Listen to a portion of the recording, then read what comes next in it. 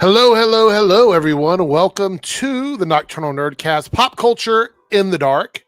I'm your host, Eric. I'm bored, as usual. Just kidding. It's my merch. It's a merch promo. Anyway, but yes, I am bored. Anyway, we have the shirts back here. I want to show everybody. People are asking about it. Just in case, you have the official I'm bored merch. It's available on my shop. It's pinned to the top of the chat. I probably won't say much else about it tonight, but I just wanted to mention at the beginning for anybody that's watching this now or on playback, you can grab it. There's also a shill sweater.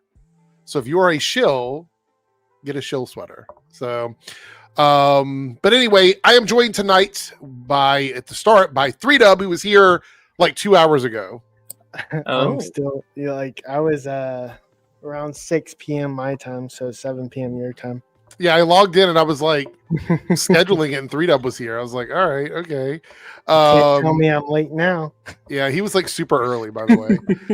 And we have Darren in the house. Good to see you, Darren. Hello. So we have a few topics tonight. We're going to do the hot take thing at the end. That should be a little bit shorter than the normal top 5 list that we do. We'll see when we get there. We also, the main topics for tonight, I got my notes over here. Why am I looking around like I don't know? We have the Tom Holland injury on set. We're going to go over the information on that, how it's going to affect Spider-Man, if it's going to affect Spider-Man. Jimmy Kimmel is going to be back on the air. So we're going to talk about that and kind of how that all unfolded and where we are. And, you know, as far as that goes, we're going to watch the Mandalorian and Grogu trailer, which I haven't seen yet. That came out today. I believe it dropped this tonight or either earlier today. I'm not sure. This morning. Oh, did it? Okay. Yeah, I didn't see it. I was really busy all day. So we're going to watch that. I'm super excited to see that. I've heard it's controversial. I've already bookmarked some takes on it from some people, and we're going to look at that. We have the rumors about the Voldemort casting. We're going to go over that and see if there's any credibility to it. And we're going to talk about the Peacemaker episode that came out last week. So we have a lot of stuff to go over, which is why I decided to not do a top 5 list tonight. We're just going to do the hot take thing because it might take a little while to get there. So we're going to do all of those. We will start that in about 15 minutes or so. However, before we do that, I thought this would be kind of fun. Someone sent me a podcast with James Gunn. What was the name of the podcast? It was, let me see. The Ringerverse. Are you familiar with this podcast, The Ringerverse? Have you heard of them before? Not by name. Is it like a spinoff of the AirrickVerse? Definitely not. But it's a podcast where they talk with James about Peacemaker and some other stuff. But the last 10 or 15 minutes of it is basically just about the DCU. So I thought it would be fun to just take a listen to that before we get to our main topics. But before we do that, though, how is everyone doing today? Did everybody have a good day? I just got done watching part of your podcast, Darren. I had it on in the background while I was doing stuff. The Pipeline podcast. It looks like you had Taz and Taj tonight were on the podcast. Well, Taj was having some issues. I noticed like at a certain point he just disappeared. A little bit of a lag, yeah. But yeah, it was a good episode, guys. Go over and check out this week's episode of The Pipeline on Darren's channel. Give it a view, give it a like, give it a comment. And 3Dub, what's going on with you? Anything exciting? It's pretty I just had like a delivery like frustration, I guess. Like they said that it was delivered, but I was like, when they delivered one thing, the lady can't climb 3 steps of 3 stories on my building. So she basically did not deliver the package and left it at the post office. Right. So I had a few other things delivered. Right. So I was so mad about her not climbing 3 flights of stairs to deliver what she's, her job. So I did not go to the office to pick it up. So so you didn't go get it yet? No, I didn't go get it. So I was pissed because she wasn't doing her job. Then I had a few things delivered today. She specifically did not deliver them to my apartment. She put them with the other items at the post office so I would pick them up because those I need. Sounds like you're only hurting yourself, though. She specific. Those are so small that she can literally put them in the parcel box that I have at my apartment complex. I just don't understand. Is it the same person for all these deliveries? Yes. She can't climb 3 flights of stairs, but I was like, there's usually some guy that delivers the package if she can't do it. And apparently that guy wasn't available. Is this your like normal like post office person? Yep. So I'm kind of like, I understand people have issues sometimes with mobility and things like that, but if they're going to not deliver your item and take it to the post office and leave it for you, that sounds like it might be something you want to bring up to your post office. I did. I literally complained. I was like, she's technically not doing her job. You should get her fired. Get her fired and make sure she can never work anywhere ever again. I'm not that mean, but let's settle down now. I'm not like like someone says, Jimmy Kimmel just says something like stupid and he gets like. So you cancel your 3Dub doesn't cancel people? Is that what you're saying? I don't cancel people for that. Are you saying what he said is stupid, 3Dubs? Oh. Yes, what he said. Well, yeah. Hot take. We're not in the hot take section yet. Controversial. He should have like waited a few weeks. So we have a member chat here from Naruto, 42 months as a member. Thank you so much. Praying for Tom Holland's speedy recovery. Yeah, we're going to go over it. I want to sort of debunk a little bit of the online outrage about it because a lot of people seem to be believing all of these ridiculous stories, but we'll talk about what actually happened. But thank you for the member chat. Let's have a $2 super chat from Naruto. No Gen V discussion. We can talk about it. We can talk about Gen V. The issue with that is they released 3 episodes, so it takes a long time to go over it. Yeah. So I will give my thoughts on it. Like we can have a conversation about that, but to have an entire segment about 3 episodes would take hours to go over. So we won't be doing that. I mean, unless somebody wants to like do like a $50 super chat or something, then I'll be like, I'll stay an extra hour and talk about it. Just kidding. Speaking of super chats, we only need 5 tonight. So 5 super chats of what color did I pick? Teal. 5 teal super chats to hit the goal tonight.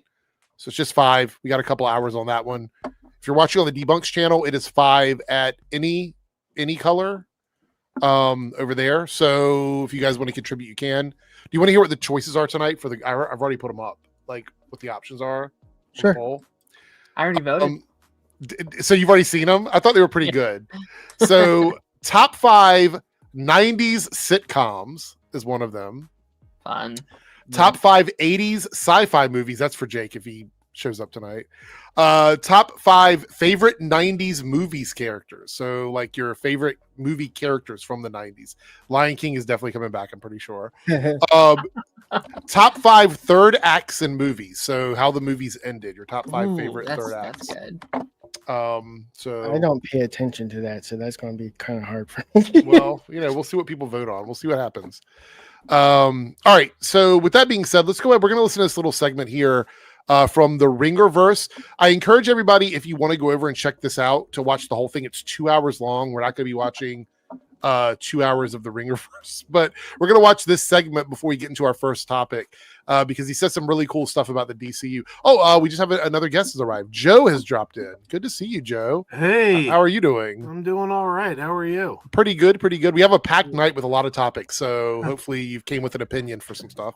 Yeah, I was trying to decide if I should go out and see Spinal Tap 2 tonight, and ultimately I was just like, I don't have it in me tonight. Oh, okay. Well, I understand. Yeah, Kevin dropping in with Happy Monday. Yeah, Happy Monday, everybody. It's Monday for another 49 minutes for me. So, Apparently, I started hating Monday. Wait. It's just another manic Monday. I wish it were Sunday because that's my fun day. Look, I hate Monday. What is going on? This is crazy. Okay. All right, we're going to watch this clip. We're not going to watch the whole thing, but this kind of goes into some DCU stuff that I thought would be fun to talk about.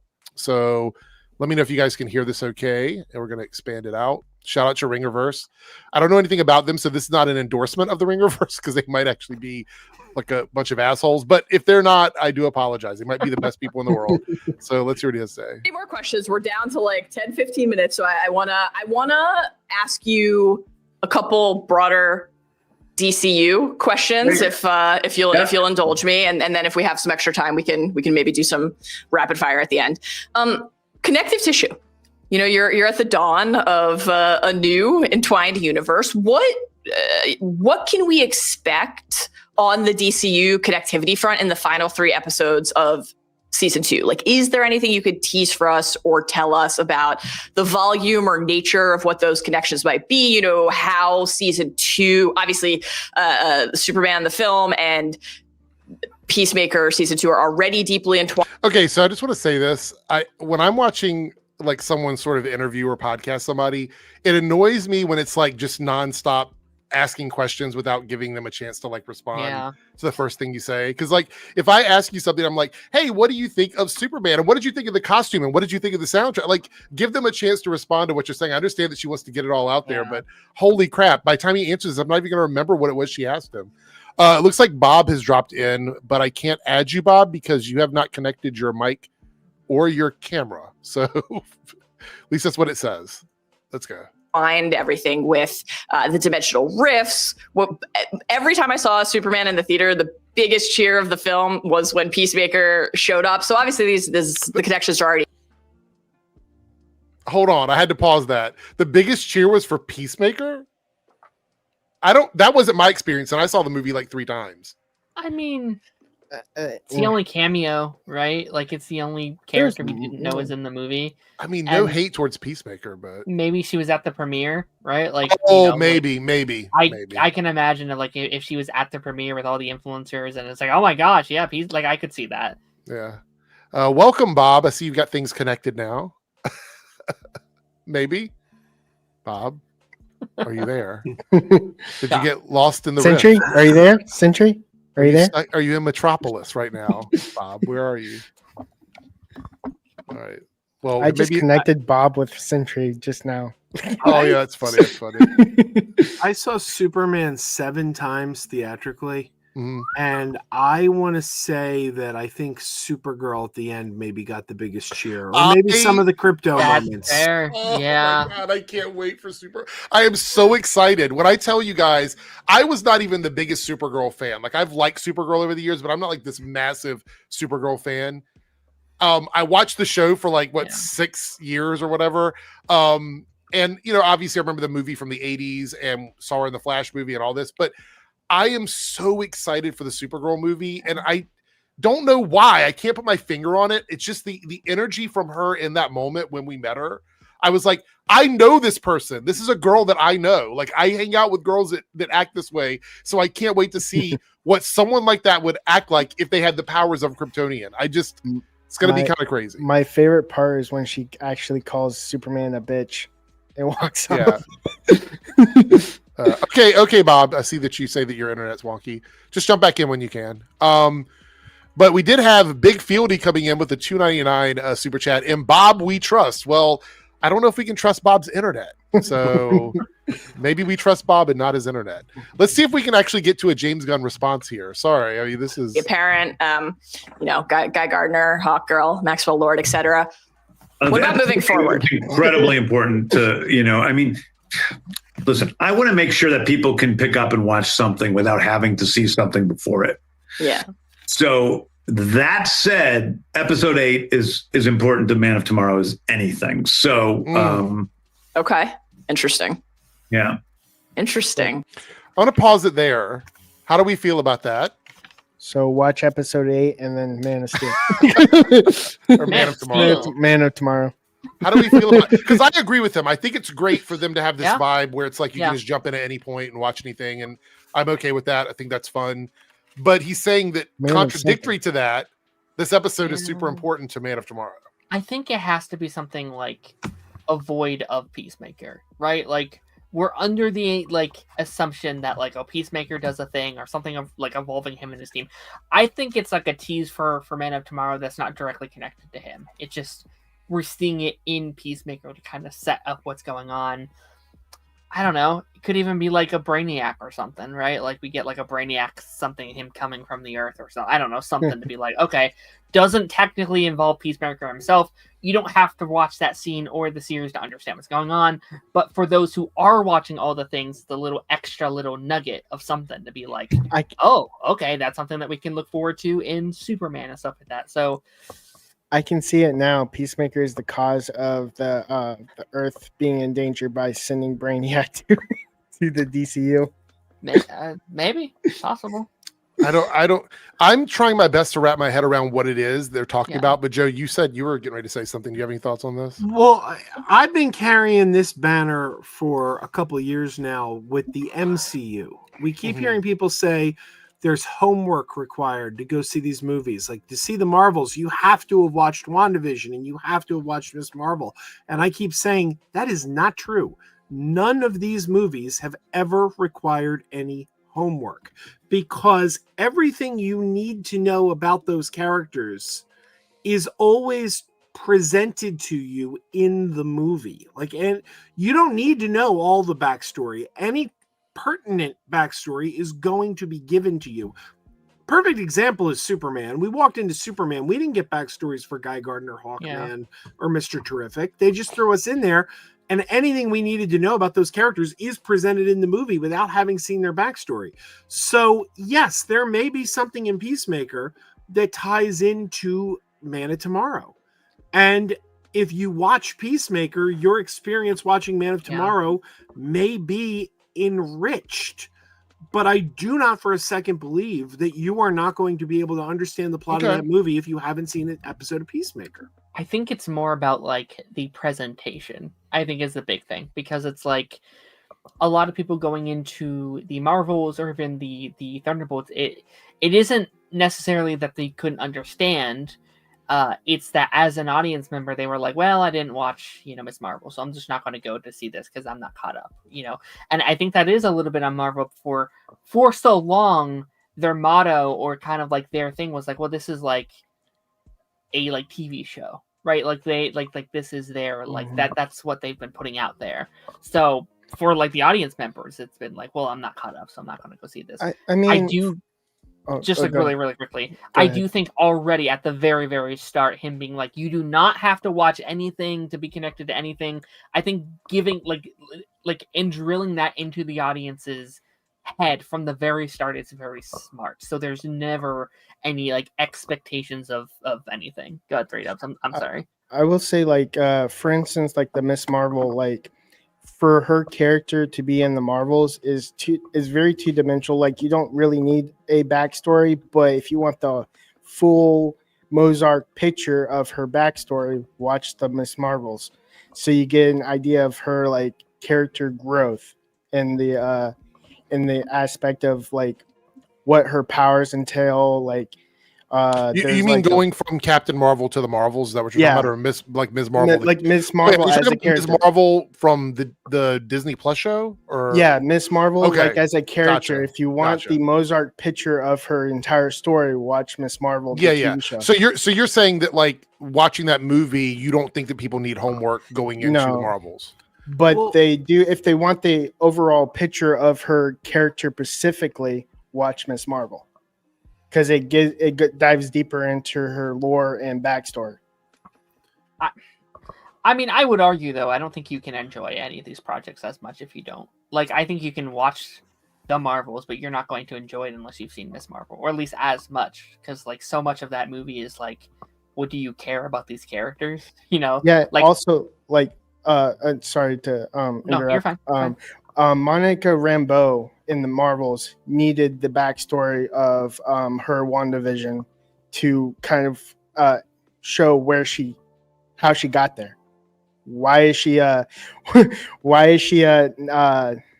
connected to Nick Fury and stuff like that? Like how does she like appear?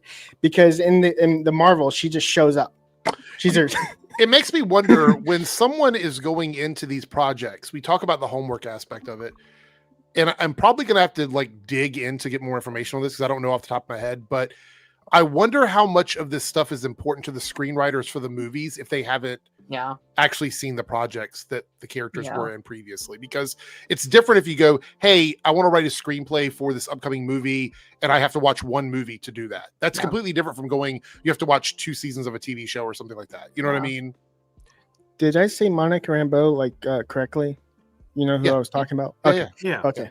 Joe, you were going to say something, I think, Well, about it? I was going to say that I think what James Gunn is doing right is getting the messaging out there now that you do not need to know this, because people have been saying, like the John Campias and everything, that Marvel's failing has been that there was homework required. Right.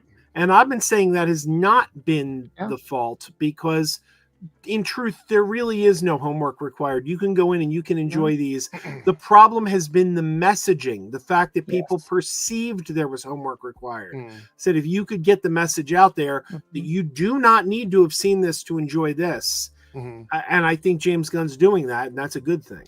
I've had another take. Oh, go ahead, Joe. Go ahead, Darren. Sorry. I was just going to say, and I'll be quick, like, they're already kind of doing that, right? What was all the marketing for, like, Fantastic Four? Isolated content. Spider-Man feels like it's going to be very self-isolated. And I assume going forward with, like, X-Men, those are going to be very isolated to their own little fandoms. So it feels like going forward, that's already kind of the vibe. I mean, even Wonder Man seems like it's trying to hit that vibe. Of, like, I keep forgetting that thing even exists because there's no marketing for it whatsoever. I keep forgetting about that show. I think it'll start after zombies. Yeah, probably. I'm in a different bubble on this one, and I think I might be the only person that argues from this position. I've never heard anybody else make this statement or whatever, but I don't find things that I enjoy to be homework. So, like, if I love Marvel stuff and I'm watching Marvel stuff, if I choose to skip something, it's because it wasn't my thing or whatever. But I typically watch most of the Marvel stuff that comes out because I don't consider it homework. So if someone's going into a movie, a Marvel film, to see it opening weekend, I would say chances are they're a Marvel fan and they probably watched a lot of Marvel content. You don't have to watch every single thing, but I think you've probably watched enough of it that you can put together pieces of the puzzle to figure out what it is that you're getting into. That's how I've always looked at it. Like for me, I choose to pick between like live action movies and like not watching Peacemaker and Penguin until like such time. the Peacemaker Penguin slander every time we come in here. Unfortunately, though, like, and I agree with you. Like, I would watch a new Marvel thing like every week if I could. You know, like I love this stuff. But unfortunately, I feel like when we talk about this, it is that casual audience, right? Like, I wish just the Marvel fans could watch a Marvel movie and that be enough, right? Do the casual audiences care enough that they're missing something? That's the question. Yeah, but like the thing is, unfortunately, we need them. We need no. Not that. I mean, like, do they care that they don't know every detail about a character in a movie if they're a casual audience? Do they? With me and Andor, not really. I mean, probably not. But like, then they'll just not go. Right? I think Superman proves they don't. Right. I think Superman proves they don't, because Mr. Terrific, he was like one of the most popular characters. You get no backstory for him. Yeah. People just took it. They accepted it. Yeah. Yeah, that's true. All right, let's see where this goes. We only got a couple of minutes. It's not a very long segment. Intriguing. So Man of Tomorrow, you recently announced the date. Obviously quite soon. July 2027. Exciting, thrilling. Curious about like how you navigate these tonal shifts as you're working on all of these things, either the things that you are directly show running, directing, etc., but also just more broadly, you know, overseeing the DCU. All of your stories have always featured I think a blend of heart and humor that is really unmistakably yours. But going from a show like Peacemaker, which, you know, as you noted, is like not for kids, which people should expect to be kind of depraved, and which rewards that anticipation. Two different sensibilities and tones. Like, is that challenging when it is in such a tight span of time? Is that like a stimulating creative pursuit? How do you navigate that as you're actually working on all of these things in tandem? I don't even think, I never even give it a thought. I think... Okay. I you know, when I'm writing a movie or a TV show or whatever, there's a definite lane that it's in. There's a part of what is natural to that story, you know? And so when you see, you know, characters in one project versus another, there's definitely a different vibe. And it isn't only like, you know, I can't deal with the slow stuff. You know, language or dirtiness or anything. Like, there's a different vibe to Peacemaker. It's just much more gritty and grounded in a certain way. It's gravity is a much bigger part of the story.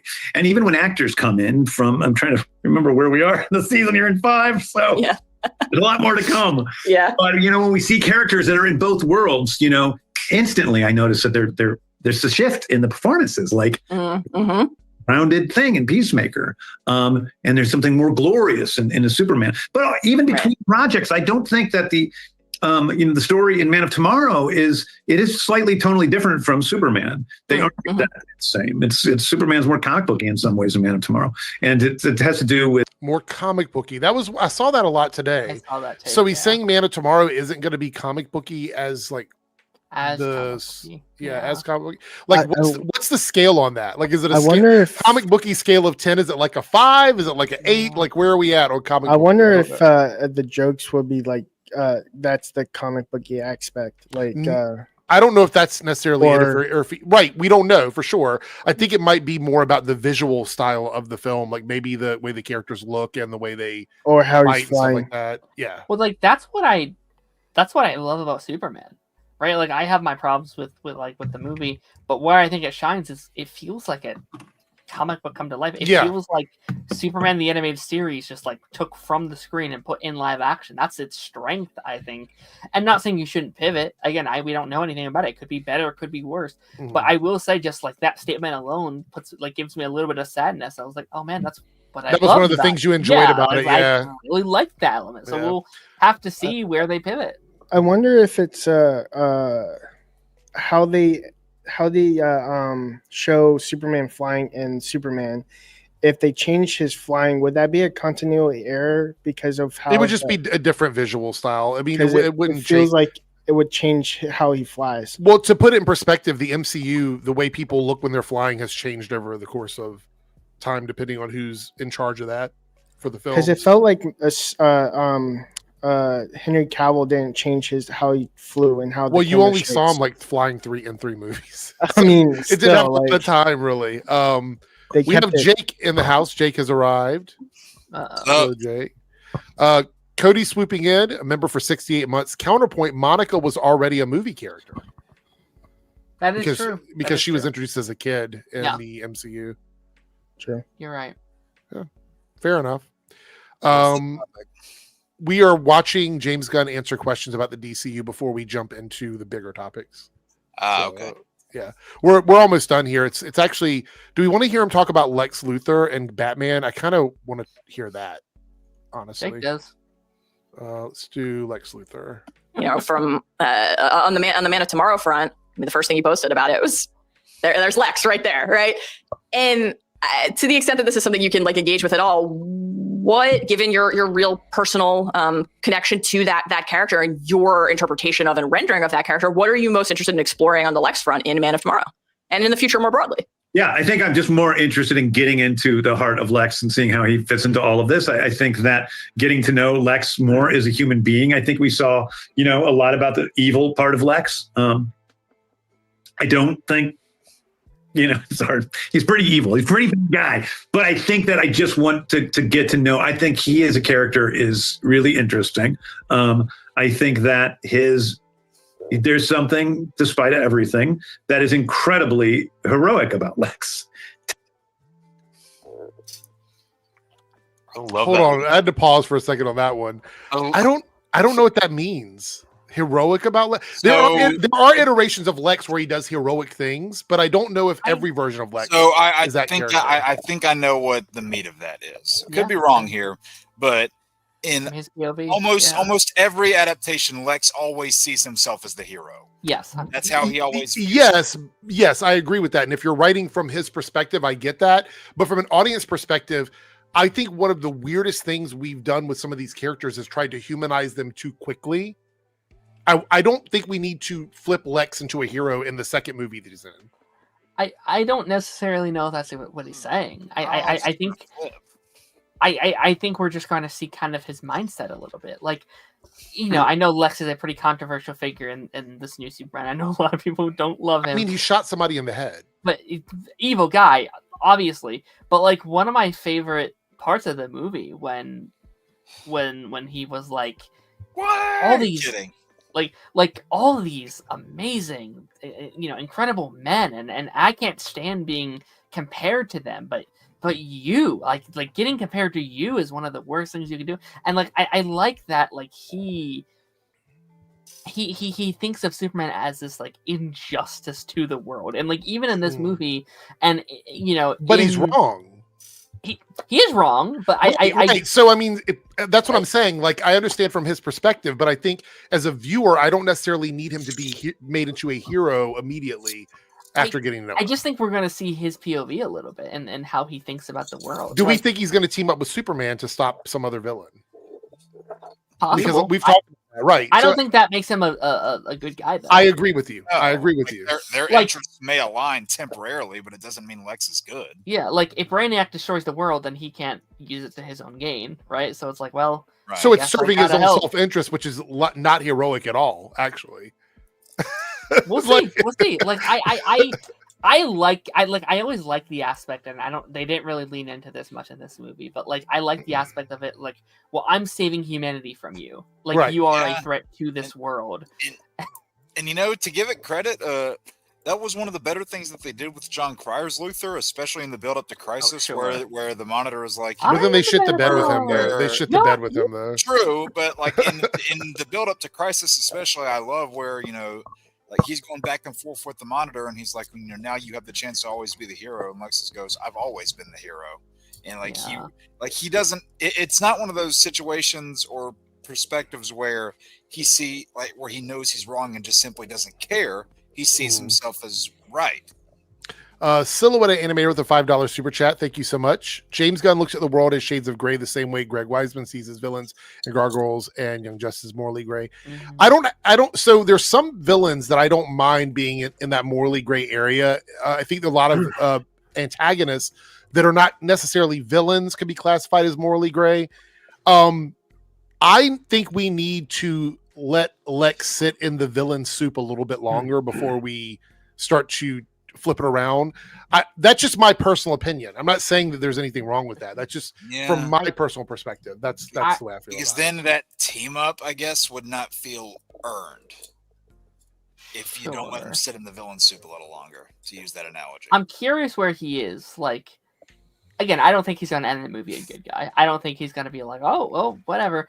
What I think we are going to do is I think he's going to use the fame of this team up, right? Like, I think they're going to team up. I think they're going to do that. And he's going to be like, oh, I saved the world. I teamed up with Superman to save the world. Vote for me. November 5th. I'm running for president, babe. Like, I think that's where we're going to. And, to reference this again, Cryer's Luthor did the exact same thing. Whenever they did the reality change, he was viewed by the whole world as a hero. He won a Nobel Prize. Like, everybody loved him. Joe, you've seen the movie more than any of us. How do you feel about that statement? I don't see how you come back from shooting an innocent man in the head. Like, I just don't see how you come back from that. That's a tough one. All I'll say is criminals become leaders way. That's all I'll say. I mean, I guess you could say some politicians could shoot someone in the head in the middle of the street. And still right. You could say that. Never mind. You could say that. Yeah. I mean, Barry got away with erasing a kid from existence. Who? Who all knows that? Diggle's kid, Sarah. Sorry. Like, he erased the gender when he went back in time to start Flashpoint Paradox. Like, he completely erased the daughter. And that's relevant how? Because that's technically killing him, killing her. I get what you're saying. I don't know if that's exactly the same as what Luthor did, though. Okay.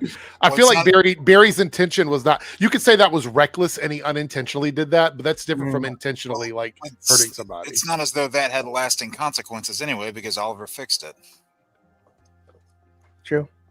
Well, we have another super chat from Silhouette Animator here going, it's like Vandal Savage's goal in Young Justice to save the universe from a worse threat by using any all means for human evolution. I agree with you. Look, I think there's some great antagonists who, from their perspective, they are the main characters and they are the hero of their stories. I think there's a lot of great ones like that.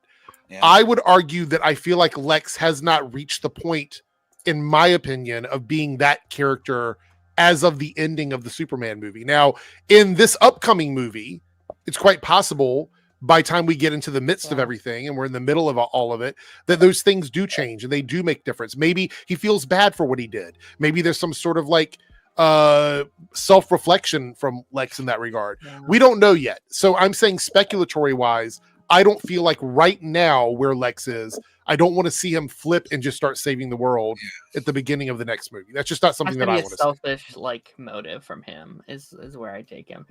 Yeah. And like what I'll also say is, and I've thought about this a good bit, and I know Jake isn't going to like this, but like he said, James Gunn had like made a comment where like someone asked him after Superman, in the Guardians movie, you had kind of like a secret main character in Rocket that we didn't know about until pretty much the end of the movie.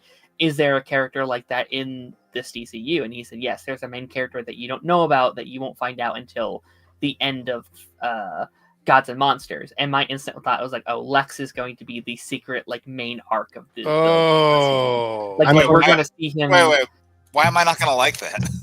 Well, just I know you didn't really like Lex at the end of Superman, so I figured. Yeah, I mean, my biggest thing, and then there's another wild card I want to pull here.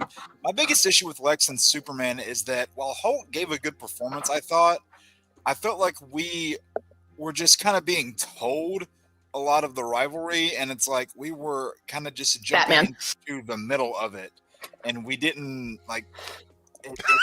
It's like that story that was being told with our rivalry kind of felt like a sequel to something we didn't see. Right. That was my main thing. But I see Ronan has joined us. I think the secret main character is actually Rick Flag. I hope. This is the way down here. Yeah, this is the way. We're gonna watch that. We'll probably watch the trailer right after we talk about Peacemaker. But I want to pull that wild card right quick, just before the topic changes. The whole thing with Lex. I'm going to be surprised if anybody remembers this. I mean, I wouldn't be in character if I didn't talk about a game. But the DC Universe first Mortal Kombat game, if anybody remembers the story of that game, where it's that combination of Darkseid and Shao Kahn, they don't know what it is yet. And, you know, the villains and heroes on the DC side are teaming up. And you have this interaction between Catwoman and Lex that really tells you what kind of character Lex is. She says, "I'm surprised to see you working with these, you know, heroes in tights. They're usually you're usually trying to kill all of them." And you know, Superman or Lex, he says, "I chose the lesser of two evils. All Superman would do is hand me over to the police. Darkseid would destroy everything." So, in not only does he see Superman as evil there and himself as the hero, he also sees working with this person is clearly the better alternative. But even then, he's not a hero either, because in the midst of their fight, when you have all the DC characters fighting all the Mortal Kombat ones and they're, you know, taken over by that rage, Lex flat out says, you know, like, you alien, this is all your fault. Your recklessness created this mess and now we're screwed. So he's not just, you know, going from one side to the other. He's not automatically becoming a goody two-shoes because he works with them. So there's layers to it. GLR Super Chat from Silver Animator says, I think Lex will most likely get pardoned in Man of Tomorrow. Sorry for that ramble, but that's okay. Yeah. I think it will be again like probably a very like Aquaman 2 template. Just on what I'm thinking more of a Thunderbolts template where it's like they're working with Valentina toward the end, but it's like they know a lot more than the general public does. I will say, like, the only two people that know he actually killed someone is us and But that's the important people because we're the ones watching the movie. Yeah. And Superman. Yeah. Like, I think that, like, basically everything else, like, the person that getting shot and the person that saw it are both dead. So. And, like, Clark can't say he knows because then that's like, well, that was Superman. Right. And in universe, that's fine. But I'm saying, like, as a viewer, we know that's what he's capable of doing. We know that he went that far. You know what I mean? Yeah. All right. There's a Batman portion here, and then we're going to move on to chat about Peacemaker, and then we're going to watch the trailer for Mandalorian and Grogu. Background. Oh. All right. This is Batman stuff. Batman casting news. There's no news, unfortunately. Like, so here's the script isn't done. I mean, we've got somebody writing a script. I think it's really good, you know, but it isn't finished yet. So, yeah. Here's my question. Yeah. Your podcast. that goes up after every episode. I would say that there are corners of the internet who are paying close attention to any comment you make that might be perceived as a clue on the scouting and casting front. Is that something that people should be doing at this moment in time? If you say you're watching something. I mean, do I have ideas about actors to play Batman? Absolutely, I do. I have guys I like. I have guys that are at the top of the list for me, just like I had people that were at the top of the list for Superman. I got a question, though. Is it his call to cast Batman? Or is it the director of the movie's call? That was the tricky part when people brought up Supergirl. I was like, well, he's not directing the Supergirl movie, so is it his call to cast Supergirl? Honestly, the DCU could use its own version of Sarah Haley Finn, who does all the MCU casting direction. They could use their own designated person for that.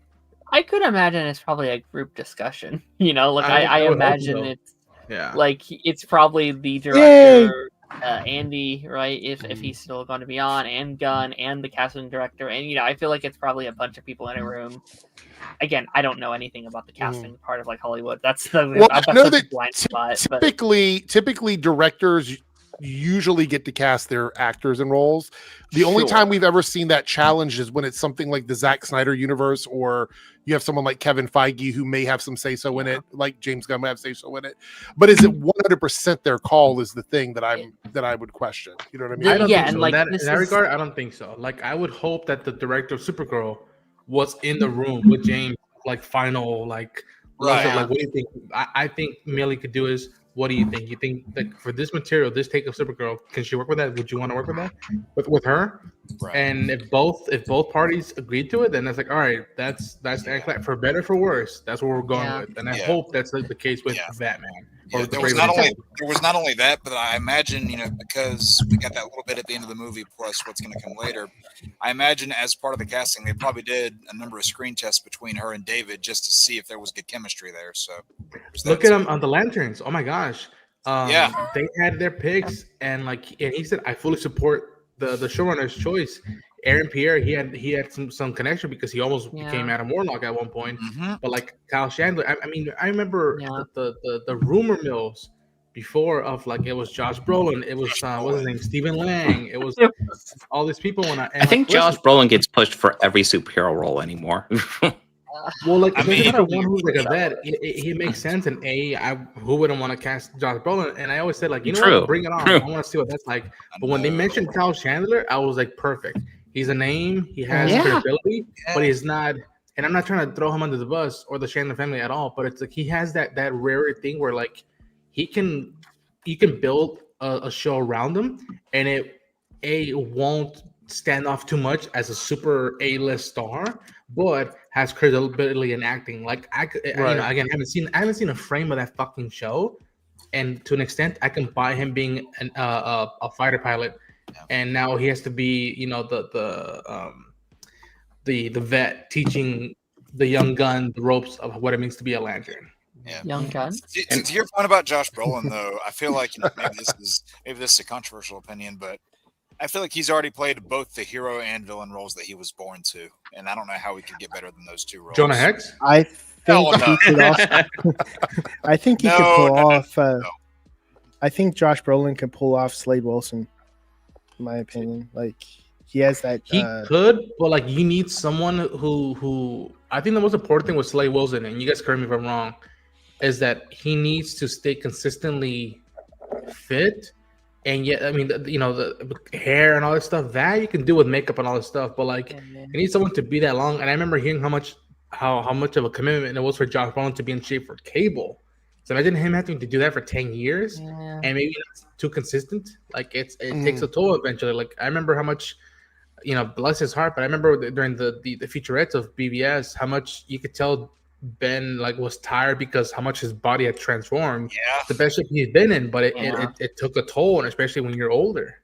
Yeah, man. I mean, there's a famous meme of him like smoking a cigarette like during that filming, and it's like, look at what this guy is putting himself through. Someone tried to contrast that with how he looks at the end of Snyder Cut, and you're like, whoa, he got a lot smaller. Yeah. Someone tried to convince themselves that they did CGI with Hugh Jackman's arms. I'm like, no, he put in the work for that. There was one point where his arms were CGI because right as soon as him and Deadpool come out of the bus, they stand up and Deadpool's sword goes right through his arm. So That's yeah. I noticed that. I hope I just watched the movie like 3 nights ago, so I noticed that. In terms of the casting thing, I just hope that like, and again, sure, do I want to know who Batman is? But I've been seeing so many of these interviews, and it's the question that keeps being brought up over. Again, I'm getting like PTSD to when Ben was doing Live by Night press, and that's all people wanted to ask him about. Yeah, and I was just like, ask him, God damn it, someone ask him about Martian Manhunter. God damn it, someone ask him about Plastic Man for Christ's sake. Like, this is something me and Taz were like just talking about, but like he mentioned like they might want to wait until the Batman Part 2, right? Because if they announce that cast before the Batman Part 2, no one's like, that's what everyone's going to be talking about. Like they're going to be like, well, screw this movie. We want to see, Chris Pratt that was just cast, random name pulled out of my ass, right? So it's just like, it would actually be kind of smart. It'd be kind of smart to wait a couple years until that's done, and then we could, I don't know. I can see a logic to that because you're going to have 2 movie Batmans competing, like kind of for the limelight. So they're going to have to, it's going to be a balancing act when they. Yeah, there are both pros and cons to that. And as soon as they announce who their Batman is for the DCU, the next question is, okay, where we're at with shooting? Where are we at with announce it? Where's Robin? Where's Robin? Who's the villain? Where's the editing going? And it's just like, fucking Christ sake. That's going to be hard, though. That's going to be hard because of the movie that they're doing and the Robin that they're using. Like, as soon as they have that written, they have to shoot it, like, extremely fast because whatever kid they're going to cast as Damian, if they wait too long, he's going to age out quickly. I wonder if they're like patiently waiting for closer to filming to pick their Damian Wayne so that they can kind of like. Yeah. I do also want to point out that there's a couple of things here with James Gunn in particular. He's very open about stuff, so that's why people feel like it's okay to just ask him anything because he's willing to talk about just about anything. But secondly, this was my biggest concern about the Batman existing. Not because I think it's a bad thing. Obviously, the movie was going to get a sequel and people love that universe. But it's going to be really hard for them to balance when it's time to do their Batman and Matt Reeves, the Batman. Yeah. I mean, that's part of the reason why I actually felt like Robert Pattinson would be their Batman, just to make it easier, even though the movies might have a different tone, just, it might sync up a bit better and they won't have to worry about this cross. Which Batman do we promote today? I think that will only happen if they're going to end the Matt Reeves universe and they can just use Robert Pattinson in the DCU. See, I don't think it should be a matter to do with like what they choose to release. And he's made it adamant, like, are you planning on, like, I remember Josh Howard asked him, do you think you're planning on ever dropping 2 Batman movies from 2 different worlds, different like timeline at the same time? He's like, no. We would probably never do that, like depending on where we're at, but like that's not the aim. We would want to do that because I think he has the foresight of like, listen, this is what it comes with building out a universe that you have in Elseworlds, but we're not going to undermine the audience who are most general and then the hardcores. Yeah, well, I'm going to go back in time a little bit here, but when you look at whenever the Keaton movies were first coming out, because Batman was getting more and more popular, there was so much merchandising and popularity with the character on that time because the show was doing reruns. The movie was obviously coming out. There was merchandise everywhere. And there were all these different versions that you could do. And then, of course, the animated series would get onto the small screen a few years later. So ideally, and a little naively, I guess, I don't think it should really be a matter of, pick and choosing. It's like, oh, do we want this one or do we want this one? Just like have both there as things for you. Maybe you'll connect with one more than the other, but it's still more exposure to that. I'm gonna let Darren go, but then I have something to say about that. So go ahead, Darren. Oh, I mean, I've had like so many thoughts, but like I think with that thing exactly, Jake, like we can do that easily. I am just worried once again, casual audiences. Like I said this recently, where I'm like, I had a family member going into Superman being like, so is this the same universe as like Michael Keaton? Or like, what is this? So it's like I want to have faith in people that they can understand it, but sometimes they don't pay attention to this stuff. They don't watch this. I gotta ask, how did that family member react to this? I don't even know if they watched it, right? So like sometimes it doesn't even matter, but like people just don't know things sometimes. They don't pay attention like we do. I also want to add that there's a money issue we're looking at here. You don't want to saturate Batman movies to hurt? Like, do you put 2 Batman movies out really close together and then take half the revenue on both of them, or do you split them up a couple years apart? That's the issue. Yeah, really, because this is the first time in a number of years where DC's biggest earning thing isn't Batman related. Yeah. So I think they need to ride that momentum for a little bit. Yeah, Joe, you had something to say? I was just going to say, I could give you 2 examples, both from the same summer of 2005, of audience confusion. I was sitting in a theater watching Revenge of the Sith, and Padme had her babies, and she names them Luke, Leia, and a woman next to me went, "Oh." Like she just got it. She thought these movies were after the other movies, right? Yeah, like you could just hear in that, this dawning of what's going on. And that same summer, Batman Begins comes out, and I remember there was a young couple sitting in front of me, like on a date, and Joe Chill, had killed Bruce's parents, and he's in the courtroom, and Bruce is sitting in the courtroom watching his trial, and the guy whispered to his girlfriend, "That's the Joker." So audiences do get confused. Oh my god! Yeah. Which again, I think this is going to be like, all right, Warner Brothers marketing. Let's see what you got. Yeah. Besides just the usual playbook, let's see if when we're putting out these 2 movies, we are adamant about marketing both and making sure people know, even people in the Midwest, people who aren't on social medias, that they know there's this Batman and there's that Batman. And if they can pull that off, everything else will trickle down, because that's the hardest thing to crack in the modern age. With like, how can you not confuse people with 2 different Batmans? After that, anything is game. Go ahead. Sorry. Go ahead, Bob. I was just gonna throw out the theory. Perhaps they will put Batman Brave and the Bold on the back burner until Matt Reeves is done with his stuff, because there is a logic to that. Let him play out his Batman stuff, and you can focus on characters besides Batman. Will they do that? I don't know, but I do see a logic in that.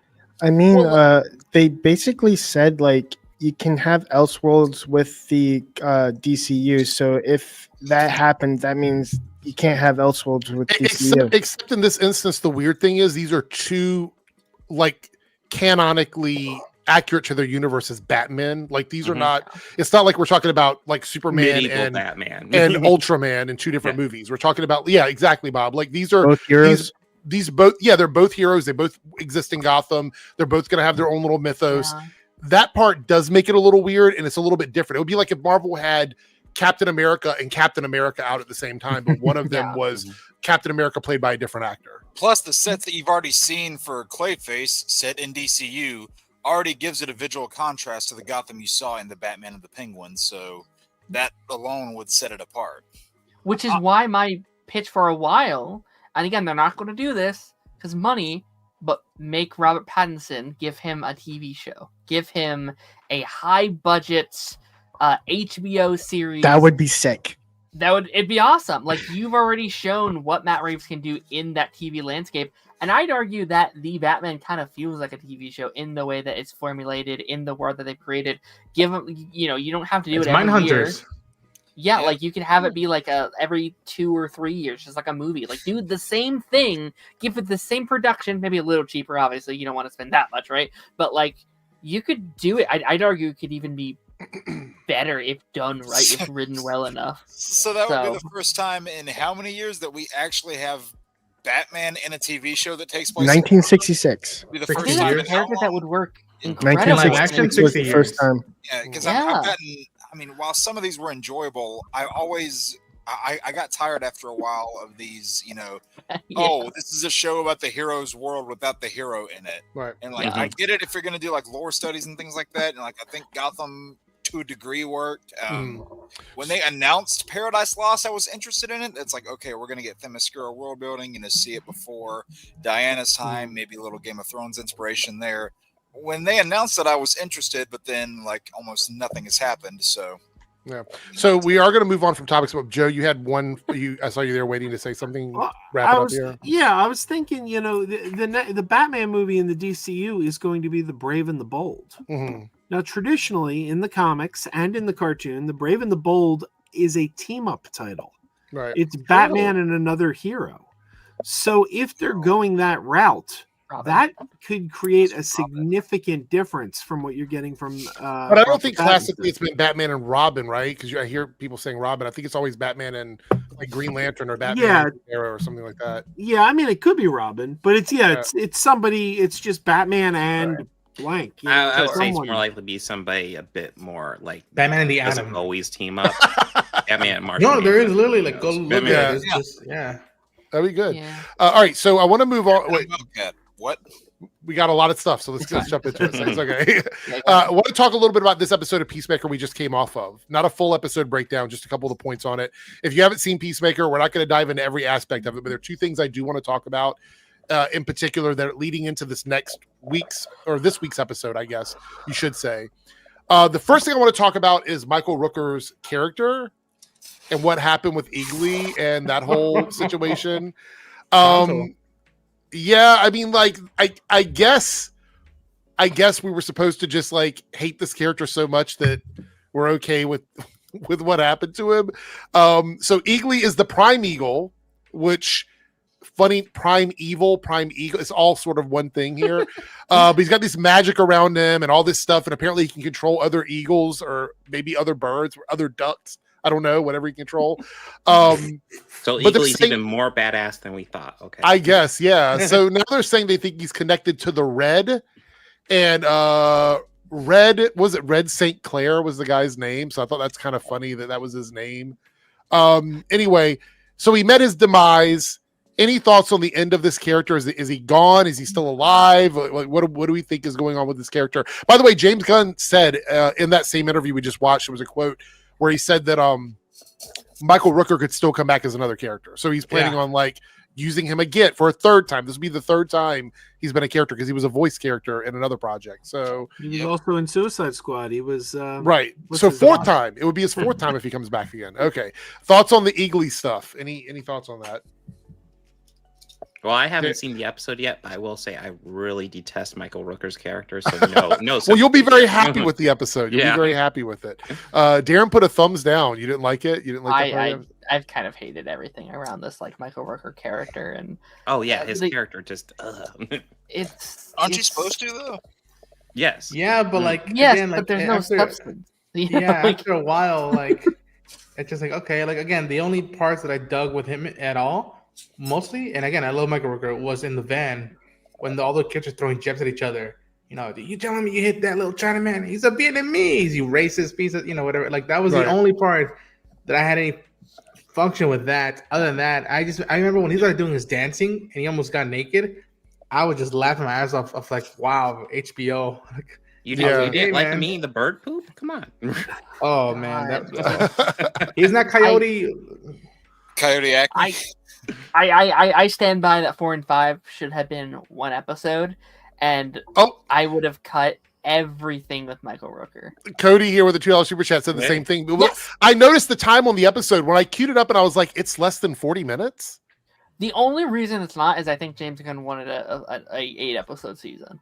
He wanted to really hold it, be like, okay, first 3 episodes have a momentum. We're going to keep it that way, and then 6 and 7, 8 are potentially going to blow everything up. I think it ruins the momentum for me, at least. It really, 1, 2, 3 had this climb I was really digging, and then 4, it feels like you're driving a car and someone just pushes the brakes and you fall out the back. It's like you are now on the road, and episode 5 tried to climb back on it, but it's too late. They really struggle getting back on that truck. And again, hopefully they can, kind of get it back in in these final 3, because again, he keeps hyping up these final 3. These final 3 is incredible. Yeah. But cannot really hit as hard as it needs to after what I think is kind of a stumble over these last couple weeks. I honestly don't know. We'll see. Any other thoughts on Eagly from anybody? And then we're going to move on to like the main 2 things I want to see where it goes. I love Eagly, but the time spent on him could have been spent on Vigilante. Like, good. You could have done more with Vigilante instead of like, I know trivia of animals and I can't wait to meet my variant. Like, and I really like what Adrian did in the first season, but like, pal, you really need to break my heart in these next 3 episodes for me to feel your presence in this season. Are you telling me Adrian Chase is an anthropology nerd? Oh, well, that's dude, the whole joke. Yeah, The whole joke is that he doesn't know it, and he's just an idiot. It's what happens when I don't watch the damn show. Go watch the podcast of the Peacemaker a few weeks back, and you'll hear James Gunn go on stuff about birds, and you'll know exactly where the whole schmick, the shtick of this season with birds and trivia comes from. It's literally from that podcast. Mm-hmm. I'm like, there it is. My thoughts aren't so much on Eagly himself, but the Rooker character. I hated the Rooker character and loved the Rooker character. Like, I thought like you're supposed to hate him. Like, I mean, his whole thing is to kill eagles. Like, eagles are an endangered species. They're a symbol of our nation. Like, there's no scenario where we can get behind a guy who kills eagles. I mean, I feel like this season of Peacemaker has done that twice because I feel the exact same way about the Tim Meadows character. I love Tim Meadows. I think he's funny, but I detest him at the same time in the show. When he got spat on, I clapped. 5 is his best easily. Like I've been anti. That's really ableist, Bob, because he's bird blind, and I feel like the only reason you don't like him is because he's got bird blindness, and that's you told me it was a duck. All right, so the last couple things I want to talk about is the relationship stuff with Harcourt and Peacemaker. So, how do we feel that? Because I saw some of this conversation online about his life with this other Harcourt, the one in this other Earth. Is this a Wonder Woman 84 situation? And let me explain what I mean by this. She's sleeping with him, supposedly. We saw in the preview, because we haven't seen the episode, but in the preview, she's supposedly sleeping with him. He's having this sort of pseudo relationship with her now, and he's not who he says he is. Yeah, I wouldn't put it quite on that level, but exactly. Yeah, it's identity fraud. I can see what you're saying. It's when I look at it now, it's like this is what you would hope that Dimension Peacemaker was working towards, but then you find out, are you on the pills again? It's like, whoa, what the hell was he trying to manage with that potential addiction? And I wouldn't go full Wonder Woman 84 because besides that angle, that movie is just a silhouette animator. I have to pull this one up because it is sort of timely. Barry and Mira That's World a better Iris. example. Yeah. But this like is a that. much better situation on this side because I feel like Harcourt, she is going to just try and think of a better version of him. It's like, okay, he actually improved. He's actually doing better. Also, they've been broken up for a while, so people do change. With the Barry and Iris thing, they are married. They live together every day. Let me put this in perspective. You are in a relationship with somebody, She right? can't make pancakes. One day they go away, the next day they come back and they're amazing, and you're like, oh my god, this is the perfect relationship ever.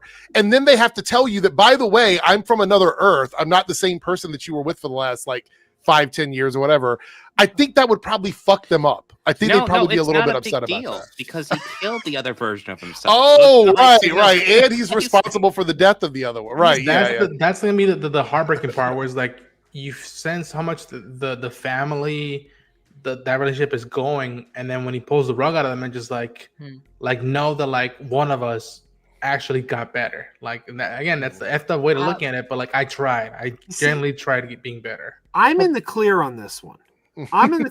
Because I flat out asked my wife, if I'm ever in an alternate dimension and I meet a doppelganger of you from another universe and I sleep with her, am I cheating on you or is it okay because it's another version of you? And she gave me permission. Oh my god! So, hell yeah! Let's go. Okay. To take it even further, this is going down the gooning route. Let's prepare the gooning stuff here. Someone on Reddit was saying, could you imagine if you had two versions of the person that you were really attracted to that could get into bed with you at the same time? And I was like, that brings another layer to the conversation that probably falls into the not appropriate for YouTube category. But I thought it'd be worth bringing up anyway, just in case anybody was reminds curious. me of Duplicate and yeah. Oh, I remember I already have mine. Oh god. What did you say, 3Dub? I said I already have mine picked. I I've thought about this. So I mean, World Star. 3W Hold World on. Star. Wait, pause. You've already thought about this? Yes, I have. Because it's there was a question I need similar something to stronger than this. coffee if we're going to keep this up. Jeez. Okay. I mean, listen, HBO, what are you doing to us? Dalton, that's hilarious. Good fucking. Listen, I wrote a whole essay about this. Oh, Mikey 17. That is very Mikey 17. Yeah. I remember Mickey 17, not Mikey. Yeah. Mickey. Yeah. Yeah. She's like, you know what? Why not? Oh, that's both? right. She does. I do that. refuse Oh to my take God. responsibility for any of 3Dub's habits when he's not on camera with us or on Speaking stream of with us. sexual I mean, tension, remember those questions that you thought were hard, and I just answered them like hard. lickety split. Yeah, What there's were just you like saying? We gotta do it if you did. Brandon. Oh, no. Speaking I of just sexual, don't care. sexual tensions is Yeah. besides the hardcore and Krista, what do we think of the flags are swinging dicks, both generations? I'm just like, holy shit, like these guys. And like, listen, general, my general, but I'm just like, dude, what the fuck? And Yeah. I was just, when I saw that, I was like, get the fuck out of here. We're going Well, over again. Oh, it makes me reinterpret the name Flag Smashers. Last thing I want to talk about with this is before we move on, do we still believe that this universe is going to end up being a super racist universe? Is that what we believe? Yeah. There's theories that it's Technically, something. yeah. There are theories that it's something else, but I would love if it's a twist and it's not. That'd actually be kind of incredible. Like my Cynically, fear right now, my fear is that they put all their eggs in that basket and it's paid off as this huge reveal. It's this big cornerstone. It's like, you're never going to see this coming, and then we guessed it week 1, and it's going to be like, oh, that's awkward. Sorry, If that's Gunn. the case, I wish someone had a camera on James seeing the social media feed, and when they For like that is the week case, 1. he just goes, Yeah. fuck. He's like, damn it. It's like One- pivot. One feel like- bad reveal. Reshoot the whole thing. One bad reveal can derail a whole season. True. All Because, it takes is one bad reveal to try the best season. The of life. Burn, season 3 of Discovery. The Burn. Oh yeah, for sure. Season 3 of Mandalorian. Kidding. Did you like the fight, Eric? Yes, yeah. I thought this. Look, the only episode that I really did not like, because there's a couple of them that I thought were okay, was last week's episode. Not this past week, but the week before. I didn't really care for that episode. I felt like it was it teased us with a bunch of stuff and that it didn't deliver. Yeah, that's last episode I saw, and it was fine, but like I was just like, okay, that's it. Now, if that episode had been connected to this episode, it would have been a completely different story. I probably would have enjoyed them as one long episode. So It's kind of sad that like these 2 episodes have given so much authorship to Steve Agee, John Economos. Like he's the MVP. Star. He's the best part of the episode. So yeah, he's the secret hero of the DCU. Oh, that's what it is. That would be awesome. All right, before we get into the Mandalorian and Grogu trailer and talk about that, let's go over these super chats. So we have a $2 super chat from Silhouette Animator, and this is about the DCU. If Talia is the mom, Damien needs to be East Asian. Do we agree with this? There's a lot of hot Asians. I'll just say that. Yeah, I mean, it I feel depends. like he needs to at least have Asian descent. Well, Yeah. I would say this is a fair take. I would say this. Is fair. Yeah. And $2 super chat. Also, Victoria Newman's actress as DCU Talia from Gen V or The Boys. I mean, she won't be my top pick, but like, Oh, I'm not man. against it. I don't know. That she would be. Oh man, that would be so cool. She's dating Jack Quaid. Just one skip to Superman. Jack Quaid as the Hey. Flash. I guess it all depends He on loves heroes and what capes. Ra's al Ghul looks like too. Because if you think about Batman Begins, he was white. So They You are right. recast Liam Neeson. If that is true, both her characters would have hooked up with Batman and Superman. Oh, that's right. Oh my god. Okay. That is almost as funny as the actress who plays Lois Lane, having a relationship with a Superman, but her being married to somebody that's voiced Batman before. Batman. Oh, yeah. Yeah. Naruto with a $5 super chat and a team member says, Eric, did you watch that Charlie Sheen? I watched one of them. It's 2 episodes. I've only watched one over the weekend. You've gotten asked that a lot in the last few weeks. Yeah. You can watch it. Crazy that Charlie Sheen was the original choice for Daniel's son in Karate Kid. I didn't know that Thank before. God. So Looking at some of Also- those like original choices for some of those roles, it's mind blowing to see how many people were in contention. Also on the filming of Free Money, and I had this written down as a note because I thought this was interesting about this documentary. Charlie Sheen would constantly insert ice cubes into his butt to stay awake. So Hallelujah. Very V coded, I should say. No, Anyone can watch that Harrison. show. That was a. I've never tried it, so. I've never been. Oh man, I'm really tired. Here, let me try something. Harrison was asking about I bet- Iconic actress. That wasn't the same person. I bet somebody has tried it. Just kidding. Oh. Just kidding. 3Dub always says I did it or I have already done it. I was waiting for that to pop up and be like, yeah. Just kidding. Sorry, I wasn't Yeah, listening. it makes What? me happy. My hair at work. There's no point in explaining it, 3Dub. It was a joke. All right. Last super chat we haven't looked at, which is from Silhouette Animator. It's a $5 super chat. Thoughts on the Chris Smith is the new god Orion reincarnated theory? I think Darren, you Why? told me. Just because they both dress in red and have a silver helmet, I'm not buying it. So It's here's the thing. I think officially- Draven. Jesus, Darren, you fucking that Discord chat. You had. I think it was you that brought up to me the thing about the helmet, right? That like what if that is Orion's Oh, I type didn't of? say that. It wasn't you. Okay, somebody told me that, and I was just like, that is think it's probably fascinating. I don't know Brent. I don't know if I would fully buy it. That kind of would feel like a cop out because, and again, John has made his ownership with Christopher Smith. Of all the characters you could have pulled, Christopher Smith, Peacemaker. Don't suddenly just try to substitute that for a new God character. Like let that'd be- let another actor bring that to life. Yeah, I feel like the character of Orion deserves a lot better than that. It's a big deal. This is the first I've heard this theory. Yeah, I hadn't heard it before either. That so- it is wild. All right, so we're caught up with super chats. We're one super chat away from hitting the goal in the Reloaded channel. So one more teal super chat and we'll hit the goal. All right, let's talk about Mando and Grogu. We have a bunch of stuff to look at here. So we have the poster here, the first poster we've seen. I do love the poster. I know. Starring Pedro Pascal as Din Djarin and Grogu as himself. So we got some really cool. I love this. This feels so good, like this almost old school, poster style. It kind of reminds me Drews of Struzan. the Dirty Dozen or something. It feels very Drews Struzan inspired. Like I love that about it. Like this feels like it's the cover of a pulp novel from the 60s or 70s. Yeah, I got a very Indiana Jones vibe. That's true. That's a good point. Yeah, Exactly. yeah. That's what I was trying to think of there. It Very says, if you're 80s. searching for new adventure, this is the way. So Romancing the Stone. Tagline, the most popular line. I will say, I told Darren this, and I don't know if everybody was here when we talked about that, but I know for sure Darren was. When I watch this trailer, I want to feel like the trailer is pulling me into something that I don't need to know a lot about to like. So that's what I'm hoping the trailer does for me personally. I did see someone bring up that Grogu's on the poster 3 separate times. Yeah, right here, right So is here. Mando. They're really right making there, sure that here. you know he's in this movie. Yeah, Wait, but is Grogu in Mickey's this? the I marketing. can't tell. Mando is in it twice. He's there 3 and times. here. And only So- one actual actress or like real Mhm. actor on the poster as well. Maybe Grogu, but he's Baby Yoda to me.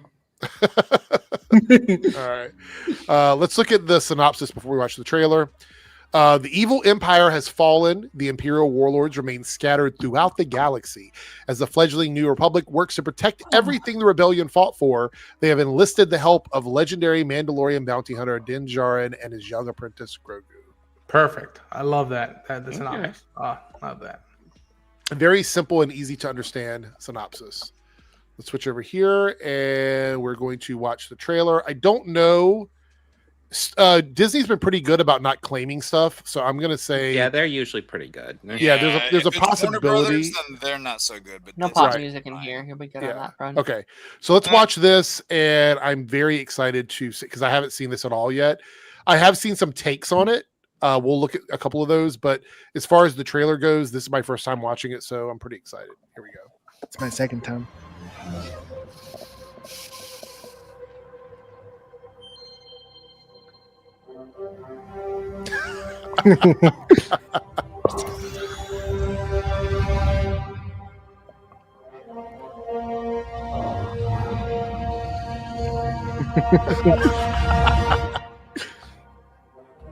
That's 3 times.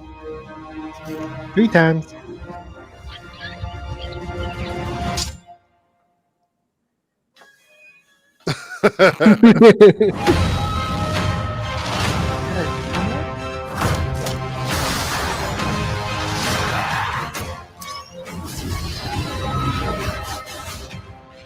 Oh no! Swim Grogu. Ooh. That's a gift. Wow.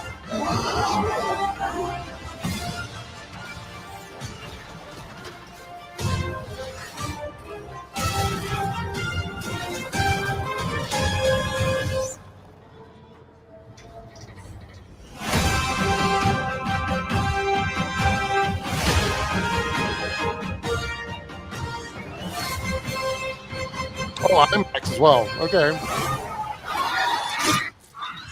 Good shot, baby. All right. I would like to point out, like, for 2 characters that don't talk much, it's kind of interesting to see a trailer where they don't talk much. That's the genius thing of the They're trailer. definitely all leaning on music. the Grogu I think cuteness in this. I think this has got the potential to be the best non-mainline Star Wars thing. Which, Rogue One held that for me. Yeah, has held that for me for a while. And there are issues with Rogue One too, but yeah, I'd say that's a fair assessment. Yeah, I mean, in terms of movies, granted, we've only had 2 that aren't in mainline, but I think this has the potential to be the best of them. Yeah, if they play the cards right, this would be right up behind the original trilogy and Revenge of the Sith. And if that's where it ends up, that is perfect. Like, there's no higher calling that. And if they pull off something even better than that, then it's like, okay, then someone got their shit together. Yeah, you don't want it to be like a sequel situation where a lot of people go and see it, but then a month or 2 later they're already dogpiling it.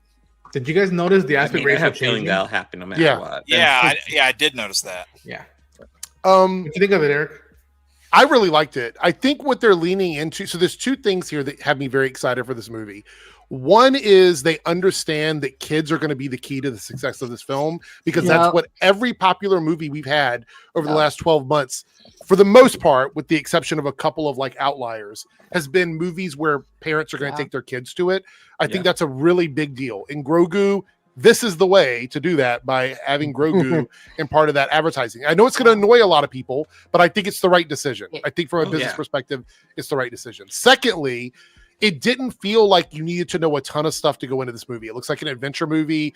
They're focusing on Grogu. There's a lot of big spectacle shots in this trailer that I think are fun. And I think that's going to be their selling point. I think we're going to see more and more of like, bring your family to this movie, because that's what they want people to do. And I also like the fact that they're doing silent jokes. Like, they're not like, it's not like a speech joke. It's more like what Grogu does. That makes it funny. It also feels like a 80s or 90s movie to me. Like, it's got kind of that vibe to the trailer. So, and there's plenty of like deep Easter eggs in there. If you're like, especially with the creature stuff, where I was just like, holy hell, they really went for that background of a creature one, and like, it hits a sweet spot again. There's something there that's referenced from season 3. There's obviously the Sigourney Weaver and fucking Star Wars, which I think is still mind-bending to me. That's happening. Like, it's awesome. And again, they officially announced that like Ludwig Göransson was coming back to compose this film, which he hasn't been part of Star Wars since season 2 of Mando. I know he did on the main theme. Yeah, he did the main theme for Book of Boba Fett, but like somebody else composed that series as a whole. And see, I feel like these kind of callbacks will be the thing that just makes the world feel more connected together. So it'll be more rewarding for the people who have been in this for a while, but the people who are, less familiar with it going into the movie, it won't disconnect them from it, which is the best way to do that sort of thing. So I'm drawing a blank. Did Weaver ever, before this project, ever come into the Star Wars universe? Oh, what character she was? Think so? Okay, so this would be her first appearance. Yeah, I would kill to ask her, like, and again, this is a very nerdy question, but I'll ask her, like, listen, like, I don't know if you realize this, but you and Carrie Fisher are like top of the queens of sci-fi.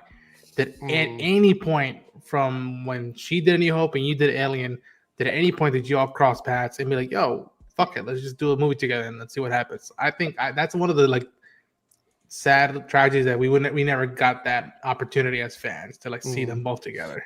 There's definitely like an alien joke in here somewhere. So there's like it's there like it's like, oh, does that thing her name like I think eggs in me or something? Yeah, like there's gonna be a joke in there. Yeah. Either that or I wouldn't be surprised if they went for what is it, Alien 3, where they go, I made a decision and it was a bad move. It was a bad call. I feel like they could pull something Aliens? Like Yeah. deep out of the woodwork and do something like that. Yeah. Right, that's Aliens. I don't know why I said Alien 3. One of the jokes that I saw in the Superman project was I'm having an alien's baby as one of the puff pieces that they for the news outlets. All right, so I want to go to some tweets here. First we're gonna look at is from Daniel Rickman, and he's the one who like dropped the trailer on his channel, like on his Twitter thread. And he goes, I don't want to sound negative, but this trailer makes the movie feel more like a filler episode of the TV show. How? Even visually, it doesn't look like an upgrade. It definitely looks like an upgrade. I don't think you watched the same show. So here's the thing. I've been hearing this a lot, and people were like, it just feels like an episode of the show. I like to remind people that like before, Disney Plus and all of these big shows, TV shows weren't as cinematic as they are now, and I think that's why I think people might be spoiled of how good something like The Penguin or The Mandalorian or Andor might look. That like when it's finally on cinema screens, it's like it's another episode of TV. Like no shit, like TV level up in terms of visuals, and I don't know. It just right. They were made with a very episodic structure. It wasn't meant to look like a movie. It was called the smaller screen for a reason. The quality isn't meant to be as big. The story is not often meant to be as grander. It's episodes of TV. That's hence the term episodic stories. And a lot of these things that have turned into big movie franchises, believe it or not, if they didn't start as comic books, they started as episodes of TV. Something like Transformers nowadays that started as a cartoon series in the 80s. Now they've made God knows how many movies out of it. So you can tell different types of stories with these. You can tell episodic TV stories, like what they're doing with Marvel. Now, granted, there have been some good examples of that and some bad ones, but they're not bound to a movie type of narrative. I gotta say, this trailer this morning broke me in a way I can't even describe, because I woke up, I found out this trailer was out, I watched it, and I grinned from ear to ear. This trailer it made me laugh, it made me smile. I was so happy. And then I watched the entire internet shit all over this. And I'm talking about like the normal suspects, like your Jessica Bells and everyone, straight up to the more respected critics like John Campea. I just watched everybody crap on this, and I was like, that's it. This movie's done, because the audience has already decided they hate it. And this is a discussion I've had a few times. I feel like, we talk about like these days, like meme culture, and I say meme culture is the worst thing ever, because when you get on the wrong side of the meme, the internet has already made their minds up, and it's very hard to get out from under that. And that really depressed me. Well, we'll have to see how much of the general public is really online. I mean, there is to a degree, but like another thing to keep in mind is that this is the first Star Wars movie in almost 7 years. Will be 7 when it comes out. It'll be 7 years. People are probably looking for another Star Wars movie. I know I am. Also, man carrying things here goes, movies based on TV shows used to mean a huge bump in production value. If it looks and feels exactly the same as the TV version, what's the appeal? Now, I want to say this. I really don't think it looks like the TV. I feel like they've upped it. But here's the deal. Like, and we kind of touched on this a second ago as well. TV quality has done this. It's gone up. Yes. And so when you used to say, oh, it looks like a CW show, I understand what you mean. Even though I love CW, I understand what you mean. Like the production value is lower because they don't have as much money to pump into it. I don't see how saying this looks like the TV show is a bad thing, considering how good the TV show looks. Like, what are we talking about here? The Mandalorian TV show each week feels like a movie. It looks like a movie. Whenever people use those complaints, I feel like they don't really research a lot of the things that they're comparing Well, it to. It almost feels like this is rage bait. Like this, it feels like a rage bait tweet. Well, I feel like they don't research their references. Like I said, whether it's something like this, where they say, "Oh, it looks like a TV show," when the TV show was praised and people were clamoring for this, or when you have the case of something like Superman, where they go, "Oh, it looks like a CW show." It's like everyone's praising that CW Superman show, so your complaint and your criticism is kind of null and void. So if you have, a general public's perception of it being a good thing, then that appraisal is generally going to carry over. I feel like that complaint is only happening because it's based on a TV show. Like, I think if there had not been a Mandalorian TV show and you release this same trailer, you're not going to hear that. But it's in people's heads. It's in people's heads that, because like I said, I mentioned John Campea before, he's been saying for weeks before we saw a trailer, we're just getting an extended episode of the TV show. So it's like, well, you had that in your head before you saw anything. I also want to point out that what movies have we had this year that have done really well that haven't been the most cinematically exciting films? We've had a few of them. I was about to say almost all the biggest movies. Yeah, Minecraft. Yeah. So my point is, we are in. This is why a lot of critics on social, like I'm using that term loosely. The armchair critics, the people that kind of just talk about stuff like we do here, or people on YouTube or whatever that think they understand movies and this, that, and the other. The movie industry, the way people view movies has shifted. We have to understand it has changed. Vibes are really important. Kids and families going to movie theaters, it's really important. This movie, to me, is speaking directly to that audience. So all of these old guys like me out here who want to shit all over everything, we are no longer the target demographic of these movies. These movies are trying to appeal to an entirely different age demographic than ours.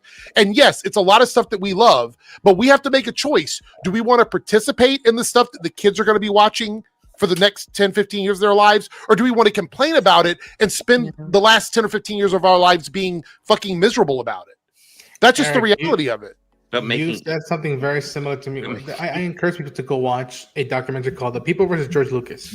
And it details how the fandom was during the prequels. And at one point, somebody who you could tell was a kid when A New Hope came out, he said, I got to tell you, old fans, we're old. We're pungy. It ain't gonna be like it was in 1977, and like that's just the reality that people hit. And like hearing Joe's experience with it in the morning, I got lucky that I was just stuck in editing, so I missed a lot of it until all my stuff was out. And then I hear that, and it's like it reminds me of when people nitpick VFX and coloring, like film coloring. And I hear it on social media, and everybody thinks they're a VFX artist. Everybody thinks they're a cinematographer.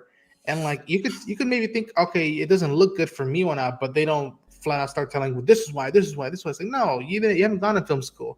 You haven't. You've only seen the minute. They try to do it themselves, and it's worse than they try to sound like experts, and they end up making themselves sound like fools. Yeah, like I tell people, this movie, all it has to accomplish is welcome new audiences while not leaving the fan base that built these two characters up for the past 7 years. That's all it's got to accomplish. Yeah. If I could kind of meet in the middle a little bit to everyone's kind of takes, like I kind of agree with the general vibe. Like I agree. I woke up this morning, I saw the trailer, I was like, oh, this is awesome. And then I went on internet instantly, and I was like, oh, you guys suck. Like you guys are just the most miserable fan base of all time. Now I will say, like, I don't completely disagree about how it looks. Like, I do sometimes, again, not an expert at all, but like sometimes I was like, it does look a little like muted to my taste. Like I maybe would have liked it to look a little different in some areas, but also it's like people are acting like this killed their dog. Like, yeah. Well, also, Darren, you're not digging through the toy chest looking for a thing to nitpick and being like, this is the thing I'm going to pick on today. It's just like, you're not doing that. It's the most, I think, like it's a teaser. It really is a teaser. Like I think people are really acting like this trailer is like, well, this is what the movie is going to be. Like we know nothing really about the plot, what it's going to be. This was a teaser trailer. And with that being said, I actually do think this is going to be a kind of safe movie. And but I don't necessarily think that's a negative point necessarily, right? I think actually Star Wars needs an easy win. I think it's going to be the most summer blockbuster popcorn flick of all time. I think it's going to be Mando, Grogu going out, stopping a thing, and then going home, and then now it's on for the season. And I'm okay with that. And to your point, fine. Yeah. To your point, don't be surprised if half or more of this teaser is not in the movie. And also the movie, Just the saying. teaser, also this is also a teaser that I give it props. It didn't reveal too much of story. It just tell you this is the vibe, these are the characters, and also in this day and age, thank God. So you sent this over, Ronan. I guess you wanted to talk about this tweet. Yeah, well, I was just saying that like there was this one. This is an example of like there was an obscure creature that's shown in the trailer, and this is one of the the only cosplay I know of that appeared. And this is from again, this creature's from like Return of the Jedi, deep background in Jabba's palace, and this person that cosplayed this character was having the day of their life on social media because they're like, oh my gosh, my obscure cosplay creature I chose to cosplay as is in the next big Star Wars movie. I just love that bag. Hot is the way. Okay. Yeah, there's just someone in the background. But yeah, like, and again, this trailer, it wasn't saying this is the end of Star Wars if these two do not save the day. It's like, no, fuck that shit. You said, let's go beat up some space, Imperials. Just like, they just kick their asses. That's it. I also want to point out, I'm okay with people who have criticism of anything. I don't think that there's anything wrong with that. But I think the expectation level for this movie is like, it's like the vibe is off, and I'm only seeing it from a certain age demographic, and everybody else is doing meme culture. But Aaron was right. He said like people felt like if someone's dog died. It was like, come down. Yeah. Because the whole thing you were talking about with age demographics, there are a number of age demographics that just don't care enough to just mouth off their opinions like that. They're just going to wait and see. Right. But I mean, the thing is, I am outside of the age demographic of what these movies are doing, but I also understand that I can still enjoy these things if I want to, or I can just tap out if I want to. That's just the reality of it. So this is Jacob from Discussing. Go ahead. I was going to say my favorite analogy that I've seen for like any of these blockbuster movies that comes out. God, I wish I could remember the guy's name who said this because it was said years ago. He said, you really know that a movie is doing well if anybody ages 6 to 106 can enjoy it. Yeah.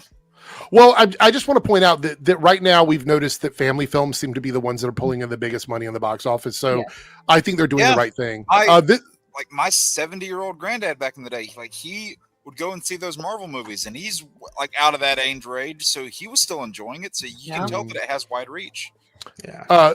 This is Jacob from Discussing Film. He's like one of the OGs here. He made this comment. So it says, box office, him debuts to 13.5 million. A Big Beautiful Journey bombs with 3.5 million. And he goes, and I have a comment to make about this, is why I bookmarked this.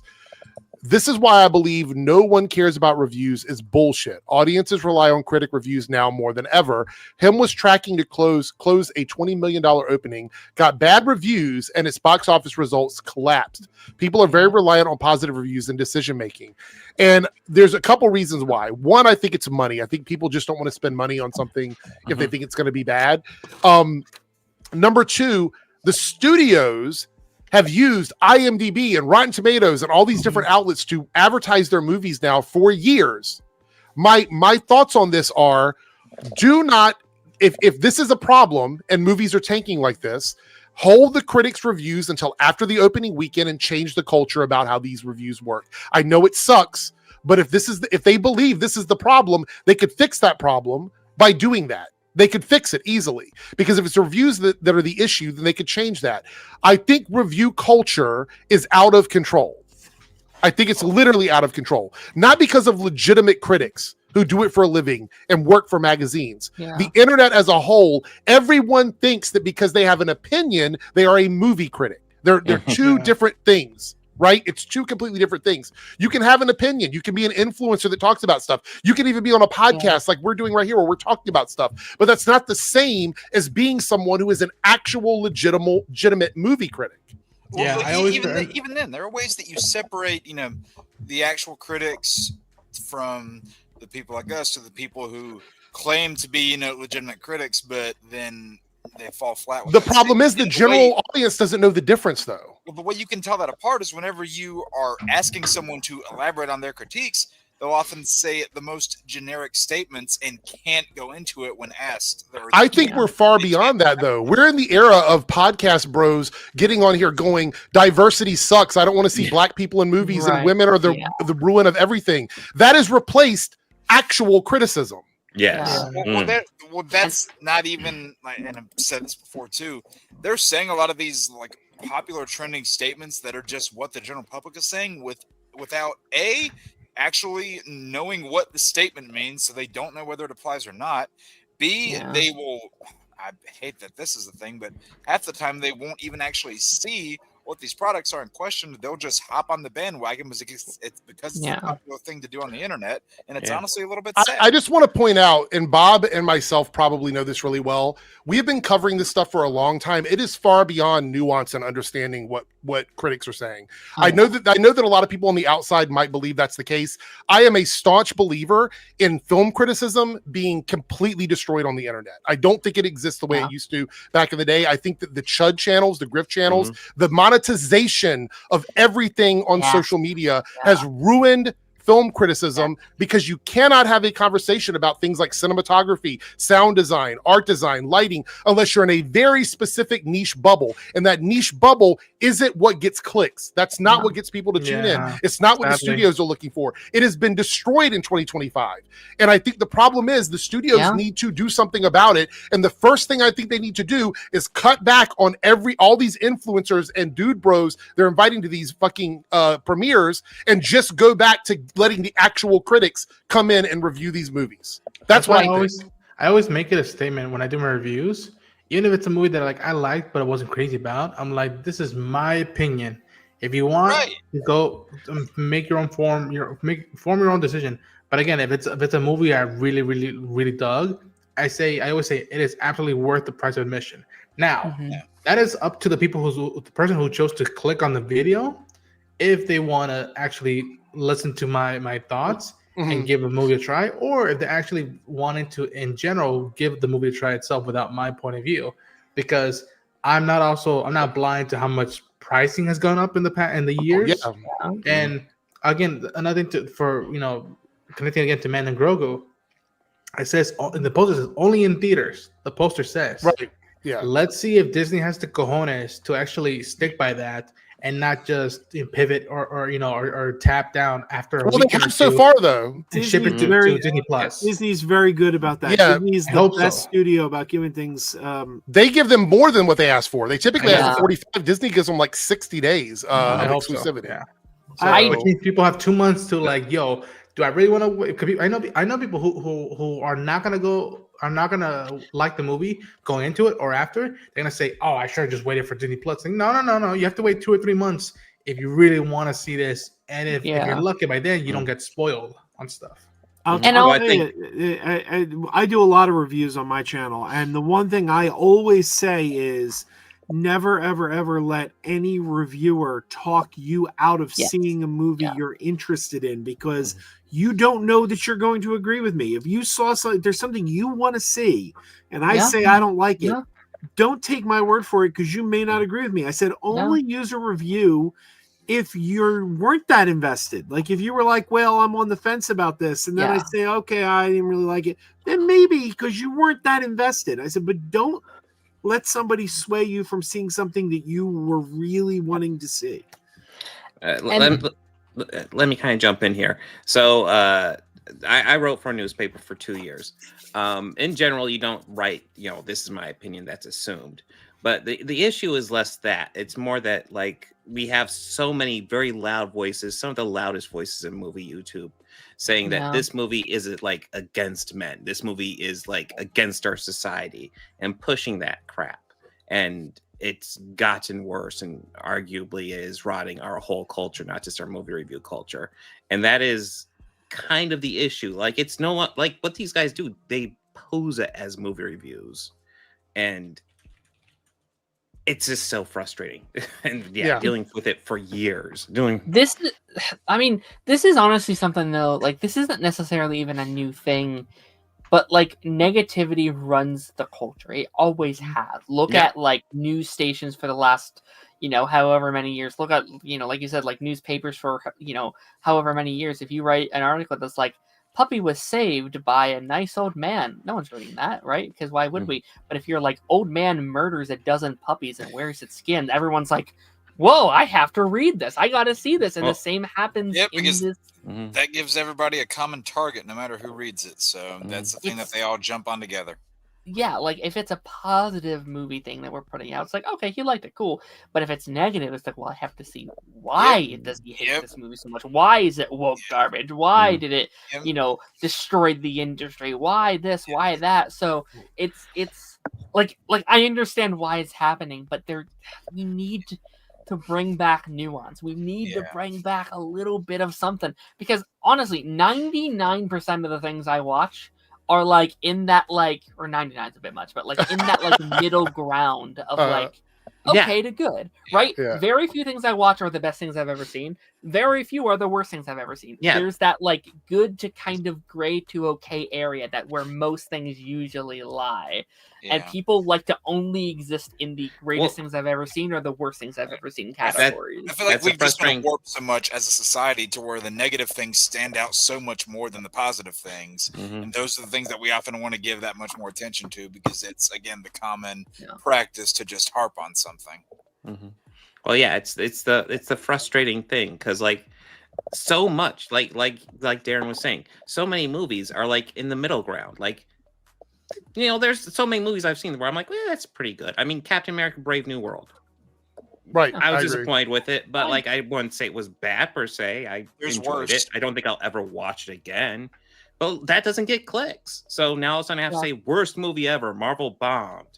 And I used to appear regularly on a channel. I'm not going to name names, but the host would always say that these movies should never be middle of the road. They should never be mediocre, because with the resources they have and the money they have, they should be nothing less than great. And I said, that is a ridiculous statement. Yeah, because you need mediocrity. You need middle of the road, because if everything is fantastic, then nothing is fantastic. Everyone's super, no one will be. Yeah, it's like you need that middle ground to know what is better. Yeah, that reminds me of movies with like lower budget to mid budget. That worries me the same thing, because if it's either made for $1 million or $120 million, and it's just God damn it, there's no more time for $10 million or $20 million movie that can, if it's marketed well and it's really a dynamite, it will make its money back easily. And it's we're at this point now that you have to either go to Neon or A24 just to do something like that, and it's not like it was before, and it's fuck. And if you have the right mind behind it, then they can make the most out of a low budget. Yeah. Yeah, I've seen the argument that they put so much money into it, so it needs to be perfect. But that's just such an insane argument, because it's so wait, the money you put into it is directly related to quality, because that doesn't compute. There's indie movies that are brilliant. There's huge blockbusters that are shit. Yeah. Come on. Flash, any words? Yeah. All right. Before we move on to the next topic, we have a super chat. This is we hit the goal for Reloaded, so we will be looking at that poll in a second. Thank you guys so much for all your support. The confetti fell. I love the confetti. Big Fieldy with a $5 super chat. Imagine if Peacemaker discovers Donnie isn't president in the other reality and bounces. Oh my gosh. Can I get over there? Yeah, how do we get there? So we need a quantum unfolding chamber. Oh God, Fetman, I just realized how true that is that Fetman put over there in the chat. That's Spider-Man quote so true, but there's one thing they love more than a hero is to see a hero fall, die try. Man, that is that it could not. Oh, Rebel fucking Moon enters the fucking that movie was. Oh God. I tell you, true story, because we're not going to get into talking about it, but I just want to mention this. It took me a week and a half to get through the second movie, because I could only watch it in blocks of 30 minutes before I could get through the whole thing. I commend you. I just gotta ask this. For that crap. Because I'm who can watch this twice? This is terrible. Right. I just gotta ask this. I like Zach overall. There are things that I don't like that he's done. There are things I do like that he's done. But why is it that it seems like more often than not that for his movie to be good, it needs a director's cut of it? Or another person that wrote the screenplay, because that's why a lot of his movies are good, is when other people write them and then he directs them. His writing is what brings his movies down, because he's a brilliant visual director. He is a visionary to a T. I will agree with him there. The opening hand down of Rebel Moon, I dug a lot. Like I remember that now. That sticks with me, but just like, yeah, there's a lot of stuff. So like I want to bring up two directors who I think are kind of show where they think of the craft. There's Zack Snyder, who got his whole Snyder cult, obviously, and now it seems like he thinks he can do no wrong and can do brilliant Rebel Moon movies, and they're all crap. But on the other end, you also have Chris Nolan. There's tons of Chris Nolan fans think he can do no wrong, and what does he do? He continues to push himself. Think of new things to do. Think of new ways to visually tell a storyline. Push himself in different ways. One person's an honest artist. The other person, I don't even know what the fuck they're doing anymore. I don't even know.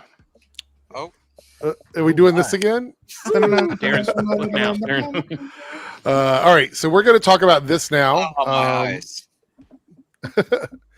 All right, so Tom Holland was injured on Brand New Day. The production is paused for a week, and people were concerned about it. So let's kind of go over this. I'm not going to read the story. I wrote notes over here, so let me pull my notes up because this is a lot. It's a long article with a bunch of stuff that's not important.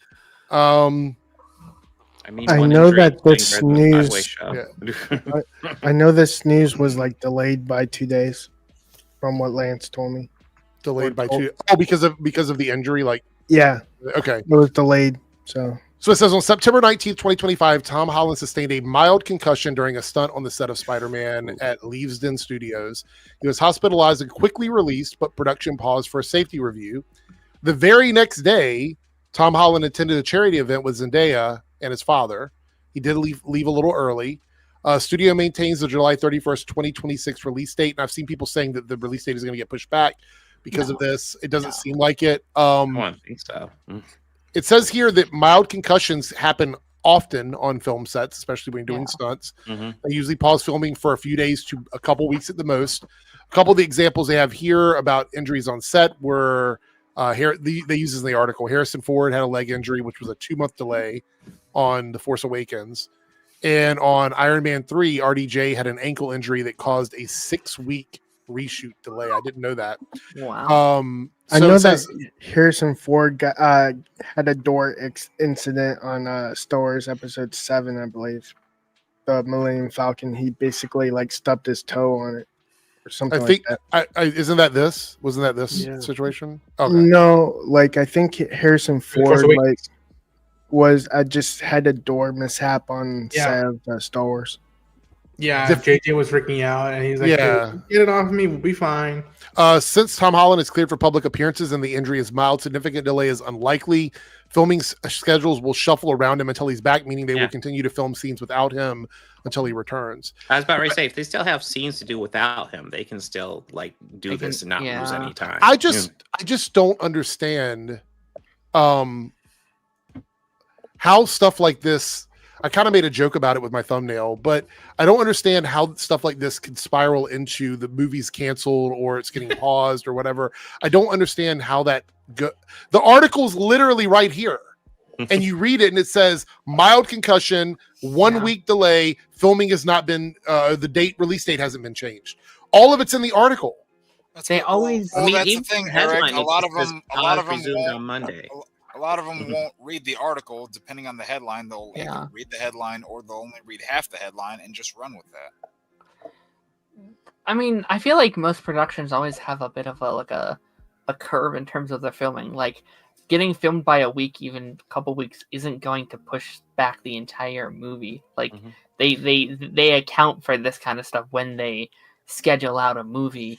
And you know, if it turns out to be bigger, maybe he's out a month, 2 months, then you know, maybe it's like, oh, okay, you know, we'll maybe consider that. But this alone, like they literally said he's gonna be back next week. Yeah. And I was like, that's like what a Spider-Man thing, like that's so Spider-Man coded for him to do. Just to, he gets injured and he's already back on his feet and getting back out there. Like that's so Spider-Man. In a stunt heavy movie, there will be little stuff like this. They try to avoid it, but it does happen. And if you're planning it properly, it's not a big deal. No. Yeah, because I mean the same thing we just saw with Channing Tatum a little bit ago. He had a leg injury, but they're still able to do the filming there, and they're going to have a double for some of his scenes. But it didn't halt them. Granted, it's a different movie because it's a huge cast, but they work around that stuff. I will say that this is why typically stunt people are used, because you do run the risk of these kinds of injuries. But sometimes you can't avoid it because the scene requires them to have the actor's face. Yeah, they have to be in the scene. So I know for like I would say, except in Black Lightning when they had like the party mask on Cress's face in some of the episodes, that was really funny. Yeah, and even in some of like the later Arrow seasons, there are moments clearly where you can tell that the stunt double is not Steven, or that like it's a different person, where they don't even. This was embarrassing on their part. Where say it's like a specific villain that doesn't have a mask, like Richard Dragon or Ra's al Ghul. Sometimes they don't even try to find a double that looks like them. And if you either happen to notice the correct frame or pause at the wrong moment, then it's one of those things where as soon as you notice it, you can't stop noticing it. It reminds me of the final season of The Flash where Grant gets COVID, and they're like, "Well, we're doing the final 2 episodes of the show without him. Let's just do that." Remember that? Yeah. I remember that. Yeah, that's why you never saw. That's why you saw Savitar for like 30 seconds. Yeah. I really speaking of that, there was another one where they it was due to Melissa's pregnancy where they didn't have her in like 7 episodes of the series. Or when she was on Broadway and they had to film around that as well. Yeah. So. Network TV doesn't stop. If you get off the train, they're leaving without you. Unless you're Zendaya's show, then you have like a time gap. Well, HBO shows like that are different. Those are a different production. I was just making a joke. Sorry. I remember one particular incident while they were filming second season of Superman and Lois, where it was like the episode right after Superman goes through the portal. He's gone for most of it, and then it's mainly Bitsy and the boys.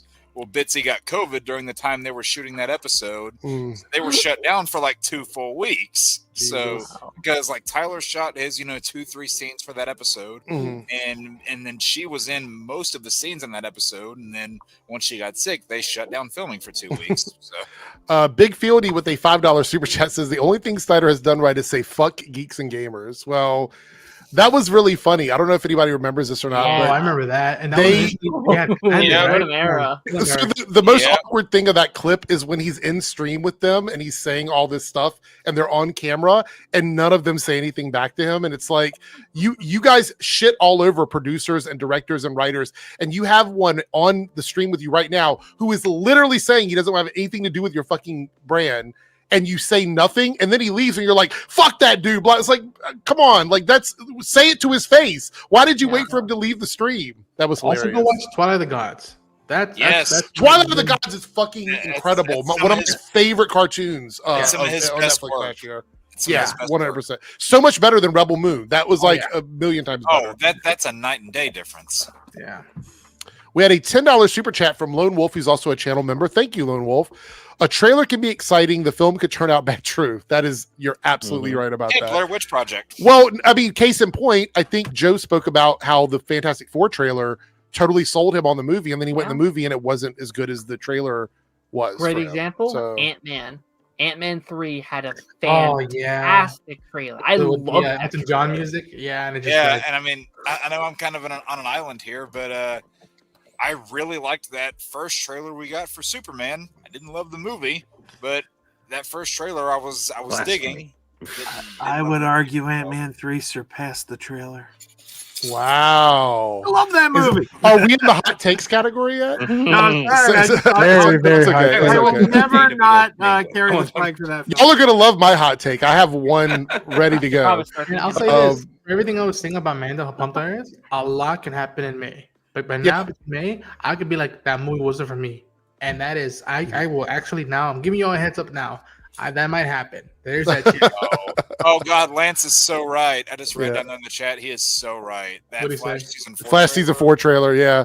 That Most trailer of the was Flash trailers are great. Was pretty great. It says here, or the trailer could be awful, but the film could be amazing. Can't be a logic on trailers. I wouldn't take it personally, guys. Look, I'm in the same boat as you though. Like I've said this a million times. When I watch trailers, yeah, they're going to give me an initial feeling about it. But if it's something that I want to go and see, the trailer's not going to change my mind about going to see the movie.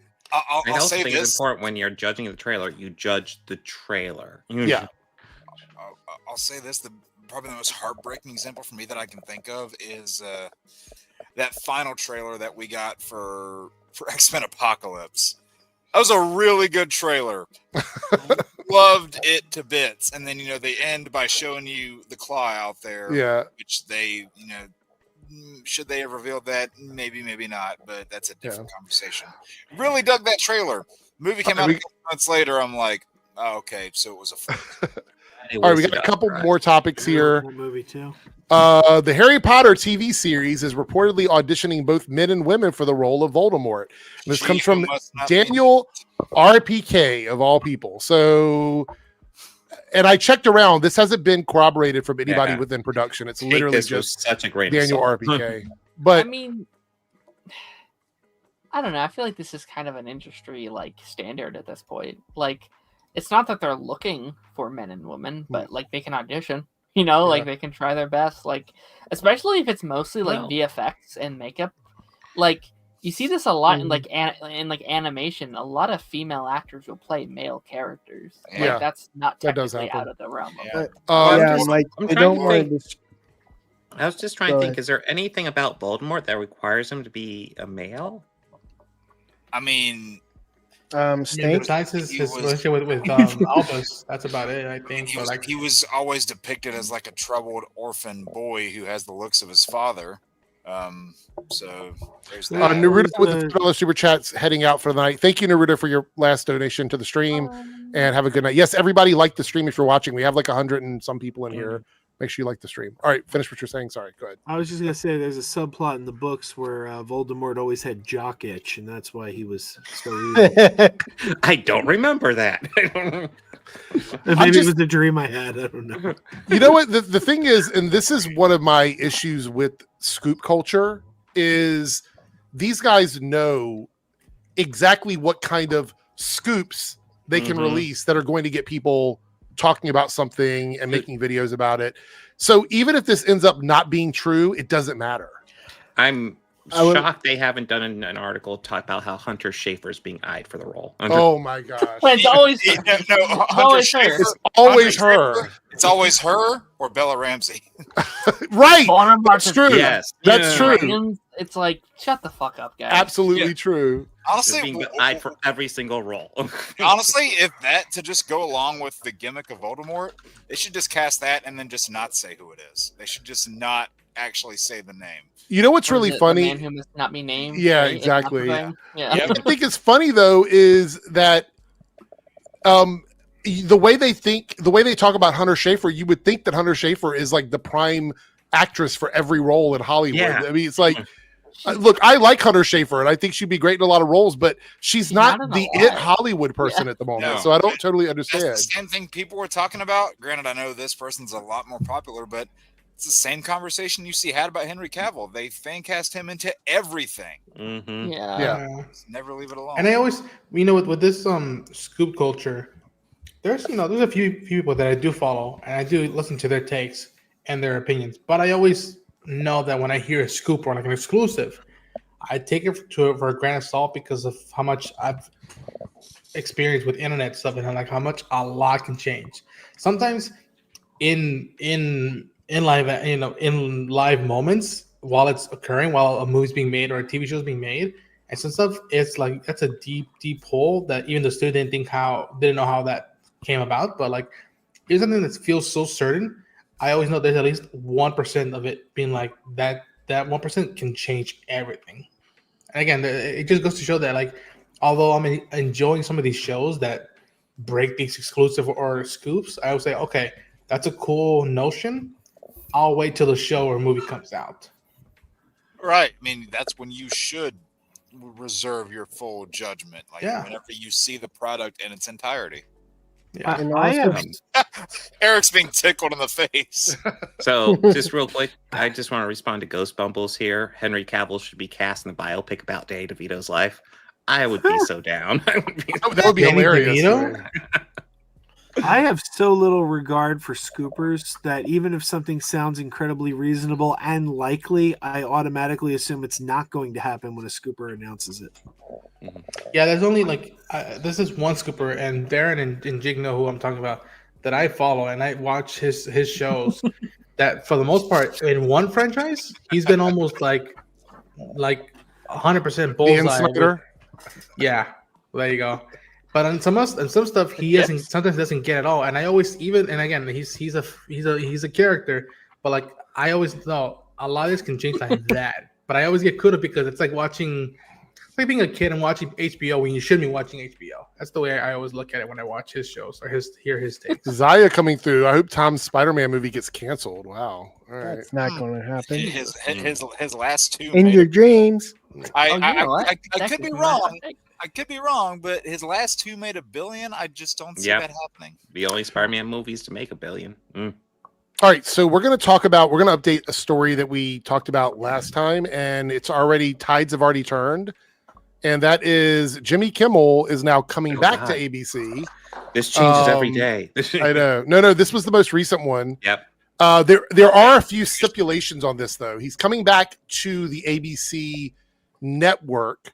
However, the subsidies, the studio, not the studios, but the different companies like Nexstar and Sinclair that have their different areas where they release the content on their local stations. Nexstar is going to go ahead and let him come back, and a lot of the other ones are, but Sinclair is still putting their feet in the sand and going, we're not going to bring it back. I guess Jimmy's not James anymore. Oh, so you mean the thing that I think they should have done originally when all these channels said we won't carry it, to say, okay, you're missing out on a moneymaker, but go ahead. Well, that's the thing, is they're losing ad revenue by not doing it, number one. Yeah. Number two, if they choose not to air this after a certain amount of time, ABC can offer this to another local network. Like it can go to another channel, because you can't just not provide something. They have the ability to offer it to somebody else that wants to take it, which will most likely cause Sinclair to just give in, because Sinclair's done that in the past. But this is the right call. They should have never done it in the first place. But the fact is, they brought him back. This is the right call. But the damage has already been done for a lot of people. I've seen a lot of people that are like, this is not enough. Disney actually needs to make a full statement. And we do have a statement from Disney I'm going to read here. What is everybody's thoughts about this? I just hope he stand his ground and didn't apologize. We'll have to see. Like, I hope he didn't say, hey, I'll be late. It's tomorrow night. So yeah. I'm glad he's back. There was like almost a little part of me that wishes or who wished, not that I wish he didn't come back, because obviously he walked away. But there was a part of me that was kind of like, oh, it'd be kind of cool if he walked away from Disney. He was like, all right, you know, bullshit, I'm gonna do my own thing, kind of thing. But I'm glad he's keeping his job. I'm glad all the support paid off. I wish him the best. I just hope there's nothing that's compromised. I hope he didn't. Yes. That's the biggest thing. Like, I get coming back because, like, there's a lot of people's jobs who are depending on that. Yeah, regular TV work is tough. Right. You're right. You were very right. I hope he didn't give way and say, "Okay, I'll be lighter on Trump." Just no, don't do that. I'll say this: Disney, you're 2 for 2 now. You fire someone out of a reactionary, and then you hire them back on. Like oh boy, what are we doing? Like somewhere Walt is like going, what the fuck is happening? Well, Ronan, that's the thing about a pattern. It always ends the same.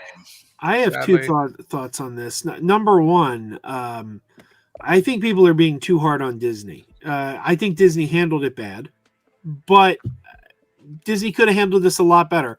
But I think people are blaming the victim. We got to look at, it was Trump and the FCC that were threatening them. They're the real villains in here. Disney just handled it badly. Yeah. They bend the knee. Yeah, they shouldn't have. I wish they hadn't have. But I mean, you want to stand up to a bully.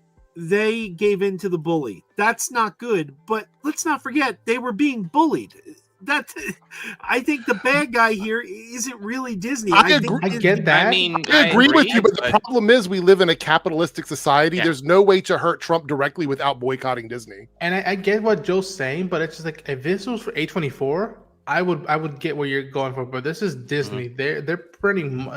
It's the same thing. Like, and again, I doubt Apple would ever, whatever contemplate, reverse stuff. But like, I see this now, and I was like, Disney should have the cojones to be like, no, we're Disney. We stand by, whether we like it or not.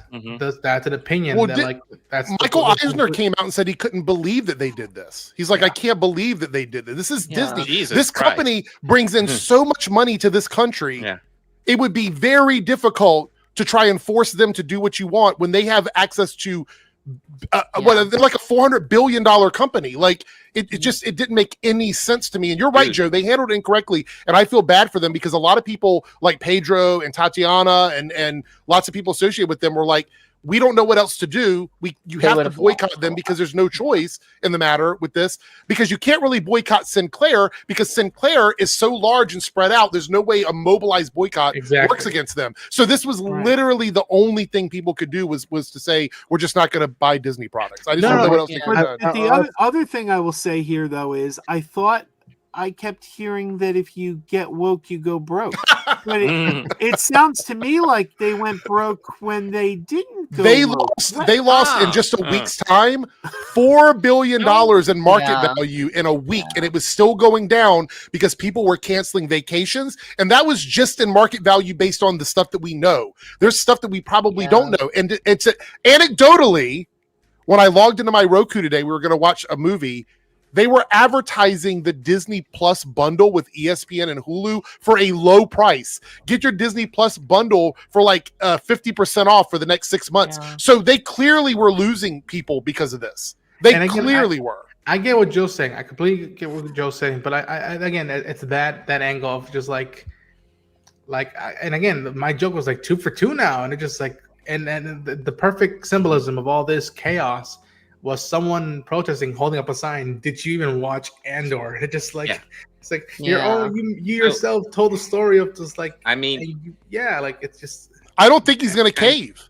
I don't think he can afford to cave because the problem is I said this in my video earlier today. They fucked around and found out. They thought if we try to appease MAGA, they're going to come and support us. Guess what? They didn't. You saw a week of nothing but losses for them. They didn't gain subscribers. MAGA didn't run to Disney Plus to subscribe to Disney Plus. They didn't run to Hulu to subscribe to Hulu. They didn't start booking Disney vacations. None of that happened. So they did. This is the Target situation. The fuck around was we're going to bend the knee. The find out is that MAGA isn't going to support us. So they have to grow a backbone. It's the only way this works. Yeah. I wonder if one of the requirements for Jimmy Kimmel to come back was he gets a free shot at Disney. Like his joke that he comes in saying I'm back is like he's going to like basically give Disney a slap in the face. I mean, he should get all the free shots at Disney. He could. Yeah, I think so. That's part I'm actually hoping he has Stephen Colbert as a guest. And they share tequila drinks. They're like, so how you doing? And it's like weird times, man. He's like, I know. I also want to point out there was a rumor that after he did his lawyer visit last week, that he was going to sue Disney for the very least $1 billion, and the remainder of his contractual term, which is also in the billions. So this was the rumor. I don't know if he ever actually filed the paperwork, but that was the word on the street with people in Hollywood that knew about this. Let's read their statement quickly, though, because I want to just kind of get through this here.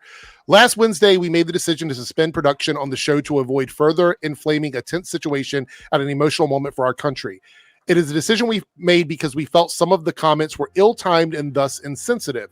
We have spent those last days having thoughtful conversations with Jimmy, and after those conversations, we reached a decision to return the show on Tuesday. There's no admittance on anybody. Like, they're not saying Jimmy's at fault here. They're not saying they're at fault. They're not saying that, the government did this. Literally, there's no talk about it at all. This is a very PR safe statement by a lawyer. Yeah. I went back and I watched the episode, that monologue. I was like, really? Like, it's not even aimed at Mr. Kurt's family in it. It's just like it's aimed at Donnie, and it's just like, come on now. No, I think I think it's wild when you watch that thing, because these are the guys who are saying that he stepped out of line are the same guys who essentially say the worst things you can imagine and are just like, oh, you guys are all snowflakes. Then Jimmy Kimmel says this one little itty bitty thing about MAGA. They're like, oh, how dare you? You're stepping over a line. That's too far. It's like, you guys are everything you claim that you're against. Tomorrow, Disney Plus. Better get it. Suddenly, people are really starting to play fast and loose with the whole actions consequences belief. Mm-hmm. Yeah. I also saw one of the comments saying like Disney doesn't actually know what Jimmy Kimmel's going to say when he returns. Like, good. There's no like censorship involved. You know how this felt weird, Eric, and everybody else? That even this morning when I was doing the Mandalorian and Grogu reaction, I was just like, "Fuck." This has connections to this. Yeah. I had to tell myself right before I pressed the record button. I'm like, just say that you don't agree with him, but that you're doing this because Lucasfilm had nothing to do with this. That like the guy who made this trailer, the PAs who worked on the movie, they had nothing to do with that decision. And I remember being like, this even dwindled down to the fucking trailer. One of the things that I remember hearing over the weekend was that a lot of people felt as if this was affecting a show with a lot of employed people that work in the industry that now were not getting paid. So they were going to make sure they continue to pay them while the show was off the air. So that's another thing, is Disney would have been paying all of these people indefinitely until they decide to bring the show back. So there was a lot of decisions behind the scenes that I just don't think we're privy to in this case. And now Brendan Carr, the head of the FCC, says when he said we can do this the easy way or the hard way, he's like, I didn't mean that I would take away their license, when literally Pam Bondi and Trump both said that's what they wanted. So I don't know what world we're living in where that wasn't the meaning of that statement. I mean, that's not true. I mean, it was brought up and Brendan Carr was bragging about it on social media with stupid fucking memes and gifs. It's ridiculous. Raising the roof meme when they said it was canceled. Mm-hmm. I mean, I kind of like the way Chris phrased it down there. That's really how people will take that statement and kind of twist it around these days. Which one of them? Which statement? One with all caps near the end. They will completely think that they are absolved from any blame or repercussions whatsoever. I will say, like, I think long term this is going to do like good things for his show, right? Because this is the most Jimmy's been talking about. Dude, his ratings tonight's ratings are going to be. They might be arguably the most he's ever been talked about. I already read a conspiracy theory that a guy I know thinks Disney canceled him to boost the ratings. Well, I'm not gonna lie. Jester Bell said that the ratings were bad, and this was an excuse to get rid of him. And I'm like, if the ratings were bad, that is the excuse to get rid of him. You don't need another one. If the ratings are where they don't want him to be, they could just fire him. I mean, it's not like Disney hasn't canceled stuff before. Fox didn't need an excuse to get rid of Firefly. Tomorrow. I mean, maybe if they release the episodes in order, that would have helped. At least they got a movie though. Before we jump into hot takes, did you guys see this take from Heel versus Babyface about Peacemaker? I saw your video on this. Is hilarious. Like he doesn't know that there's cyborgs that aren't the cyborg, and this. I mean, this that pisses me off. I'm sorry. It's like you have cyborgs that are not the cyborg. You have vigilantes that are not the vigilante. You have Flashes that are not the Flash. Maybe that's a little bit of a bad example, but you get what I'm saying. Yeah. It's like, I'll give you another one. I'll be back. Yeah. I mean, hell, like for anybody that's like either on the older side or well versed, you guys will know that Slade Wilson, Deathstroke, used to have the Terminator at the end of his name before all the stuff with the movie came out, and then they removed it. So Dead or Alive, you're coming with me. In fact, he wasn't even Deathstroke. He was originally just the Terminator. Yeah. Literally, they called him the Terminator. Yeah. I want to point out that I made a video about this because the comments are a roast session. If you ever wanted to see what it looks like to get roasted on the internet, go and read. It will make you have faith in humanity again if you go read under this post, because they're just laying into him. But then the worst part is he doubled down and he's like, hey guys, this stupid thing I said, it made you get mad, and so I win. Ha ha ha. Gunn tards got so fucking mad that making a distinction between a cyborg and cyborg drove them to community note this. Superman sucked. Peacemaker is dog shit. Have a nice day. So this is a Coke tweet. This is a Coke tweet. Yeah, No, more importantly, that is him saying, you should never ever take anything I say seriously ever. Yeah. I am full of shit. He must have given himself a gold star that second he posted that. He was like, gold star. I'm proud to say. See, normally the people who make these kind of posts will go out of the way to refer to themselves as clout-seeking demons, but apparently not this one. And again, even the cyborg thing, it's just like she's the only character of that side of that show that you're like, okay, thank God someone is not as ridiculous and absurd as the rest of the bunch are. And it's like, thank God. That character exists in a Gunn project? Kidding. I think like Ronan can like attest to this. Like I also made a comparison to Cyborg within this, but like you could do that without it being like, oh, like, you know, this guy's like, this is the Cyborg. And I was saying like, well, since there's a cyborg in, you know, our DCU already, this opens the gate. So like there's could be other cyborgs out there. There could be hints that this is coming. Exactly. Yeah. And like, you have a baseline for it. You have a foundation. And like, I was afraid to double down on that like this week because I was like, well, now people are going to think I'm agreeing with this doofus, like this idiot. I don't want it to come across as I'm agreeing with this guy. And it's just like, you idiot, man. Like, what? So I was just watching Star Trek, and they have this species called the Borg, and they're all cyborgs. Yep. And I'm like, this is nothing like DC cyborg. What are they doing? What are they... No way. I'm proud to say that Cybermen? Is that cyborg years confirmed? ago? A couple years ago, cyberpunk.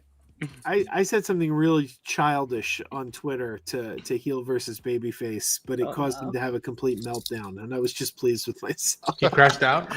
All I said was he said something stupid, and I responded, he's just upset because no woman has ever laid with him before. And it was childish and dumb, but he had a meltdown, and he started sharing my pictures and like, God. This is the guy who's saying that. Look at it. And it was just like going on, and I was having a meltdown over that is kind of a self-report. I'm just gonna say. Yeah, I just did. Ooh, you're kind of building their case for them. I mean, they throw a statement like that out there as, you know, a little bit of a jab, but then you take that statement and then you take it all the way to the moon. You run with it like it's, you know, the biggest personal attack you've ever gotten. You are Chris's hero, Joe. You start just like spilling out your whole life story. It's like, well, this happened because this, and you know, this is, you know, this person's fault because of this. It's not actually my fault. I'm not to blame for any of it, and blah blah blah. It happens so much. Yeah. So what we're going to do tonight is we're not doing a wheel. We're not spinning around. We're not doing a top five. This is kind of just an open format thing, and everybody can participate because you can either have a hot take or you don't have to have a hot take. This is going to be the last thing we talk. I think we got everything in, right? Did we do everything? Harry Potter, Jimmy Kimmel, Mando, that Avengers thing that had come out. If you want, yeah. We could take a look at that. Let me see. I think I bookmarked it. It was just like a shot of like the characters, right? Wasn't that what it was? Yeah, I can send it your way if you want. Yeah, because I thought I bookmarked it, but I guess I didn't. I missed it today. Of course, my X-Men hat's in the other room. I was about to say. No, I have it. All right. Okay, cool. Yeah. I thought you were saying I have your hat, Jake. No, I don't care how many attempts Darren has to break into my place. He's not getting that. So here we go. See, it kind of goes over a little bit. It's a really big picture here. So looks like we have Doom, Thor, Captain America, Ant-Man, Johnny Thing, Sue, Reed, Bucky, Black Panther, Shang-Chi, Loki. Is that Yelena up here? I think so. Yelena, Red Guardian. I know this is Namor. Is this M'Baku? Yeah. I believe so, yeah. That's my guess. Yeah. Professor X, Gambit, Mystique. Who is this up here? Probably Beast. No, right. Ghost. No, Beast. No, Beast is above Cyclops. Who's above Beast, Cyclops, Nightcrawler, John. Who is this? Shang-Chi. That's probably Magneto. Yes. Oh, yeah, you're right. Yeah. And then we have Ghost, we have Falcon, we have Sentry, and we have Franklin. I'm assuming that's Franklin. Yeah. With long hair. What do we think, everybody? Any thoughts on this? I when I saw it on James right there with that. I thought of Darren and Jake. I was just like, boys. Like I am pleased. Like again, I want to see them in the teaser, but I don't want to see them in the teaser. I'm at that angle, and then it looks like they're giving Nightcrawler the red too, which I know Darren will love that. It's gonna be really too. It's gonna be really interesting because looking at all these characters here, like to be completely honest, I think the most powerful character in this shot next to Franklin is Loki. Oh yeah. And Sentry. Yeah, definitely. Well, I mean, especially after I would say Loki's more powerful than Sentry because Loki is literally basically a god now. Sure. Yeah. Like a god. He's like Depends a where he multi-dimensional god Yeah. controlling the multiverse. It's weird. You could see Cool, but you could see Loki is one that's beyond all of that. I still think Loki might be your like MacGuffin, right? Like I'm still not completely like ruling it out. It's like, oh, it's a chase to get Loki. You know, like I hope it's not a Vision I scenario wouldn't rule again. that out because he has been like that has been one of the most consistent through lines throughout the multiverse saga.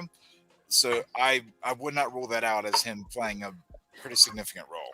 that'd be so like a cool like full circle for her for like Thor. Like Avengers 1 is him stopping his brother with the Avengers, and now 5 movies later it's him saving his brother with the Avengers. You know, it's like a complete switch on the formula. I from that still first think movie. like the best scene that could come out of Thor and Loki reunion is him picking up Mjolnir and giving it to Thor.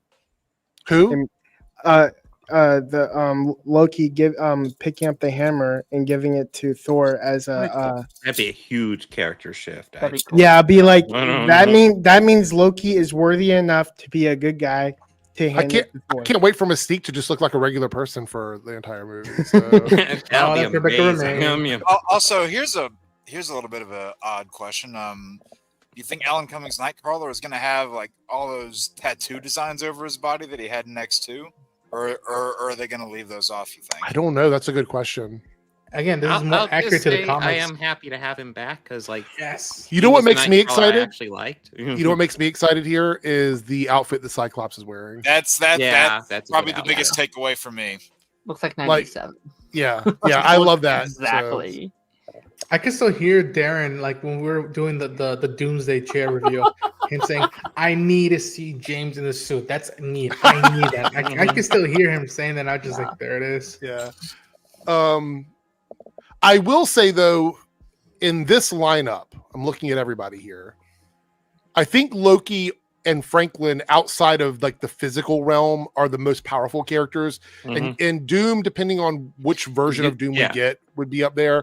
I would Doom say is always a wild card because, like, if we're talking about, go ahead. Sorry, Bob. I was just gonna say he's always a wild card because, like, he's always able to outwit or outsmart or outpower these incredibly powerful beings in the comic books. And I'm assuming the movies will kind of have a similar vibe there. I also think it's going to be interesting because physically, the most two physical people I see on this list are Sentry and Thor. Yeah, like physically powerful. And Sentry also has like telekinesis and stuff. So like he's going to be able to do other shit as well. But Thor's also got connection to the Odin's force and all that and everything. So that's also something we have to keep in mind. Is there somebody that had a chair that isn't on this thing? No, this is everybody. Okay, I was trying to think if there was like one person that got named that we don't see, but we still haven't heard anything from the Guardians. Like, are the Guardians are going to even be part of these? I think they're going to be in the second movie. I don't think they're going to be in the first one. I don't know about them specifically. We got the thing at the end of Guardians 3 saying Star-Lord will return, but that doesn't say anything for the rest. Yeah. I personally would rather see the second Guardians group over Star-Lord, but hey. they did indicate that the new Guardians were going to get their own movie because they said something like this will be the last movie for that group of Guardians, which kind of indicated there would be another movie with a different group. I think they're just leaving it open. Like I don't think there's anything actually, being talked about. But I think they wanted it to be like, well, that's an option we can tackle in like 5-6 years if money's a bit down for Marvel and you need a bit of like a nostalgic boost. Let's bring in the old Guardian's name and get some more money. Anything's possible after Secret Wars. So, yes, I also think this is very reminiscent of the old Secret Wars from the 80s, where only certain people were selected to come and fight. Oh, yeah. It feels like Spider-Man task. Be like, you only choose 5 members. I think certain now that people from the multiverse are selected. Sure. I will say, I think now that this is out, when this was announced, I said, "Oh, there's obviously going to be more chairs. We're going to get new chairs announcement." I think we can say at this point, there's no new chairs announcement. They've wrapped filming. There's no second half of the cast, and I do think there are cast members we don't know about, but I think this is the main cast, and I think anyone else we see in this movie are, I don't even want to say cameo characters, but are very small. Recurring. Okay, so Spider-Man makes sense because Spider-Man's going to be in his own movie, and I think that's going to tie into the second film. That's what I think, somehow. Who else is missing from this that we think we're going to see if there is some, untitled thing that's going to I drop? think we're missing... that we would get the Marvels, like we would get... Yeah. Captain Marvel and this piece from that post-credit scene and the notion of, I'll talk to Charles. It's well, where are the Marvels? I think...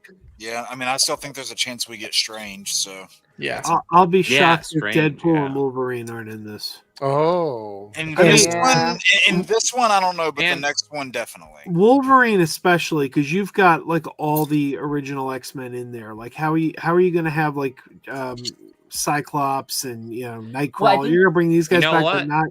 I think those guys deserve a movie without Wolverine, though. Yes, that's how I feel. But I think they're separate. I do. Again, I don't believe those rumor meals, but I do think Ryan Reynolds posting all those things, those teases for. I do think Ryan and Hughes in the movie.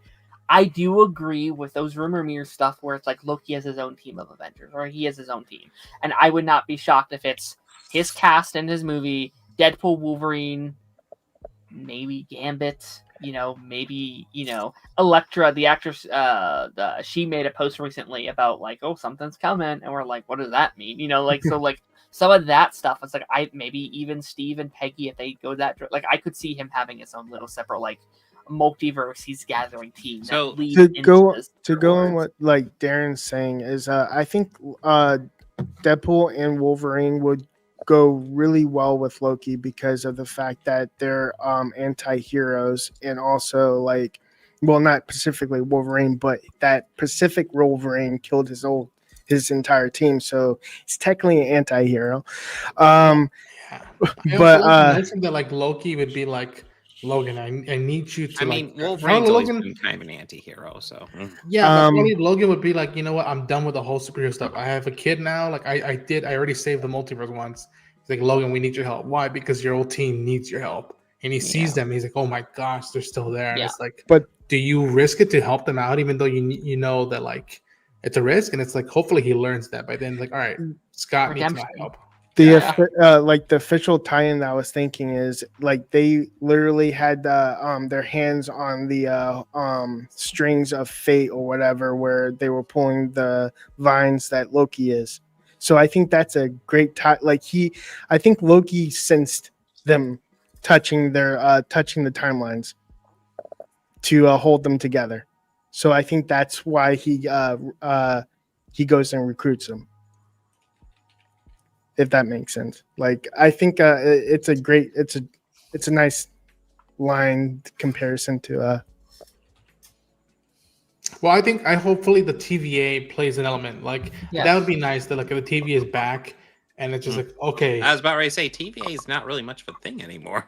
Yeah, unless there's not an element of what happened after Dip and Wolverine, I would think to be all right, that's the backup. We need to call on others that if these people couldn't handle him on their own, we need to call more and more help. And that's a bigger risk for the multiverse. That's the risk we have to take. And Thor's supposed to be crying over Deadpool.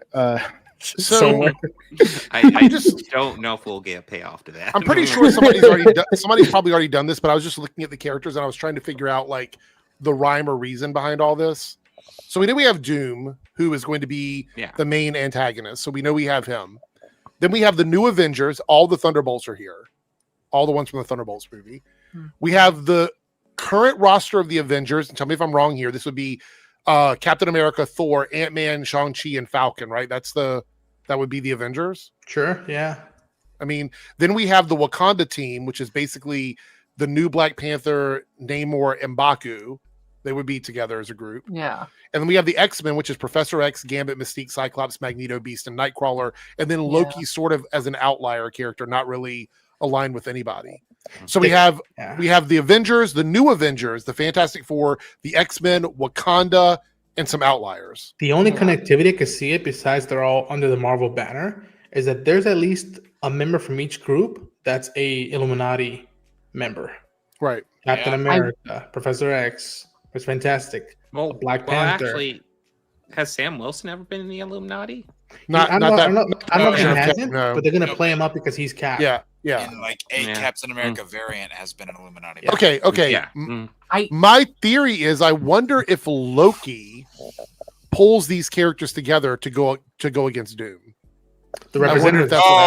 Wait, you mean kind of like how Spider-Man TAS did it, where like he brought him in as game pieces in a way? Yes. Paragon's a little bit. Yeah. Don't use that terminology. Not just that name, but I don't want it to be like you are the only chosen ones who can do this. Sure. It's just you guys. Like, I want it to be a thing of, again, kind of like to reference TAS, where it's like the person whoever brings them together, like whether it's from like a Taz sense or like the Collector sense, or not Collector. What's his name? The hell's his Beyonder? name? Not Beyonder. The Grandmaster. Whenever, like, have it be Battle World. Yeah, like you're choosing from a vast selection. I am looking at that first row there, and I do wonder if that's confirming that those are our 4 main leads of Doomsday, right? Like, we have Doctor Doom. Obviously, I could see him having a Thanos role. Anthony Mackie's clearly our main lead, our main hero lead. They said Thor is going to be one of the leads of Doomsday. And they've also said, or I guess it might just be rumored. I can't remember if it was rumored or if it was actually said, but Scott was going to have a major role in it in this movie as well. So I wonder if those are our 4. That kind of makes sense with Scott because he did have it tied to what the last villain of this movie was going to be. Yeah. So there might still be that tie there. So we'll see. Yeah. I wonder if we're going to have another superhero rodent like we had the rat just like randomly walk across the Ant-Man thing. Howard the Duck? Yeah, the rat's the real hero. I mean, they can have Mystique turn into a snake. I always feel like the least complicated answer is always the right one. So for me, I feel like the most obvious thing is that Loki pulls together the heroes to face off against. That Dr. seems Doom. most likely to me. And it'd be nice if it's Mackie's Sam who's like, wait a minute, I was told like you're a villain, and it's like be like, no, Thor, I'm the good one, trust me. Like, because think about this, who else has access to all the different timelines where these characters would exist that could pull them together easily? Franklin and Loki. Doctor Strange, but even then, I would put it more over Loki and Franklin. Well, Loki would have no trouble doing it. He could literally just do it when he wanted to. You know what I mean? Like, Loki could go through and say, like, this might not even be our Shuri.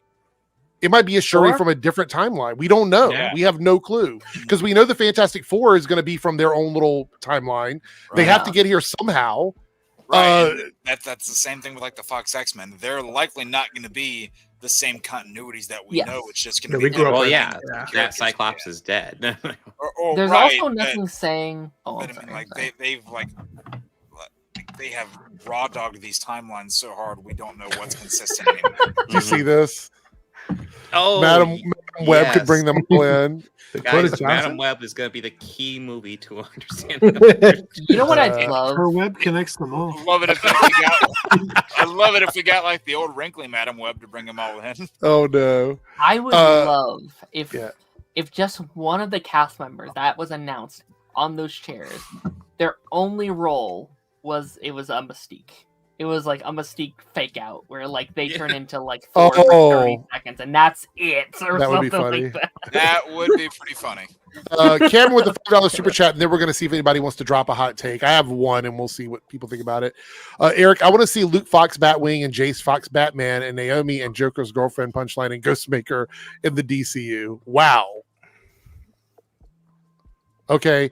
First of all, unfortunately, Naomi left a bad taste in my mouth, so I'm not really sure if I'm ready to have her back in the DCU right this second. Punchline I could see, Ghostmaker I could see. Luke Fox's Batwing, Jace Fox Batman. I don't know if we get those in the DCU. Those might be Elseworld stories. I still say I think we should get a fucking Batman Elseworld story for Batman Beyond. I still feel like we should get one of those. I feel like we could get Luke Fox eventually. I feel like it'll take like 20 years to get Luke Fox. It's like at this one, it'll take that long for the movie. Yeah, to come out. I think Batman Beyond Elseworlds movie would be fantastic. Go ahead and give that to us. I'm ready for that. Would you say that Luke Fox is around because of Damian Wayne? Like, for him to be like chronologically in that time frame that Batman's 40-something years old? That shouldn't matter because Damian's like a good 15 years younger. Yeah. All right. So now, before we wrap it up, I'm going to do like a 15-minute, 20-minute soft end on the stream. But we're going to do our hot takes. No wheel, no picking a list. Does anybody want to go first and drop a hot take and defend your hot take? Anybody want to do it? Sure, I can start. Oh, 3Dub. This is going to be good. Okay, 3Dub. What is your hot take?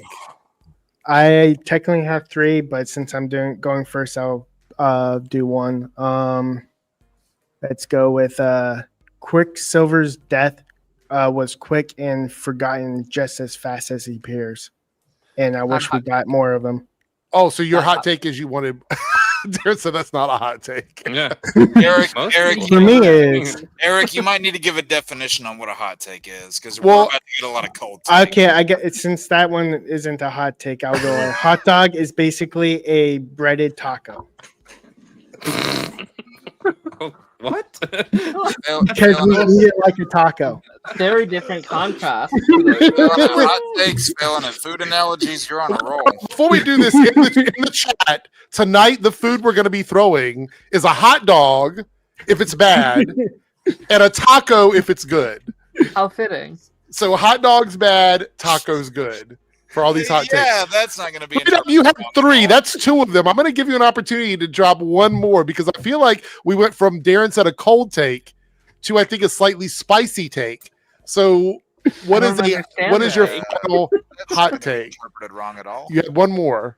DC should start using more obscure villains and not have the main big bads as Zod and Lex at the start of Superman movies.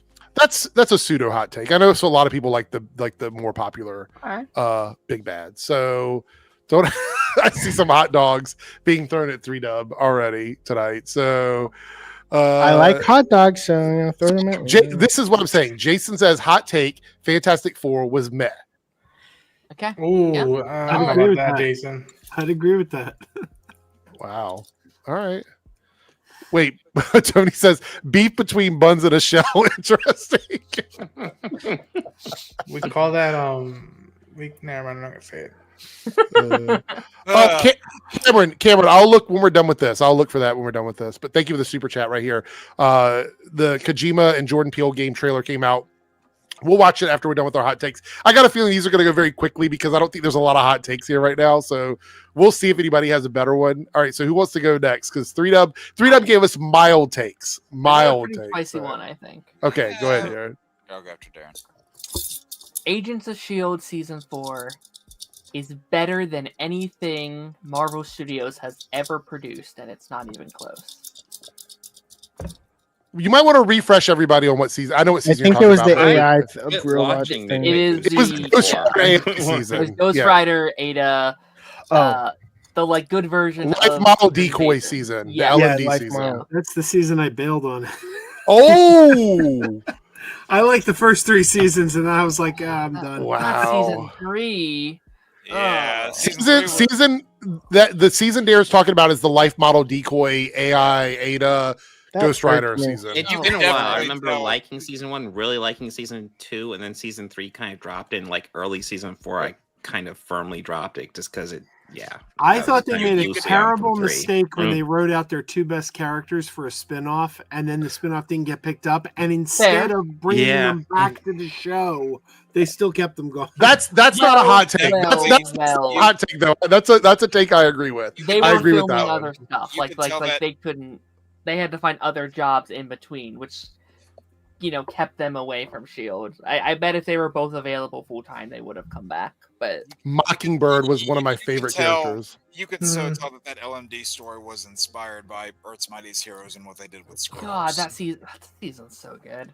So Darren, your hot take is: do you want to explain why you think it's better than everything else? Oh, I think it's better written. I think season 4 of S.H.I.E.L.D. is arguably one of the best seasons of TV I've ever seen. I think it's perfect from start to finish. I mean, are we including the Netflix like Daredevil with Marvel Studios stuff? I mean, you can. I mean, I said Marvel Studios, so technically not. But if you include that stuff, then it like at the time it was, and then they kind of took it out, then they kind of put it back in. Yeah, but it wasn't negligible. Produced by Marvel Studios. It was a different branch of it. So I'll counter with this. X-Men 97.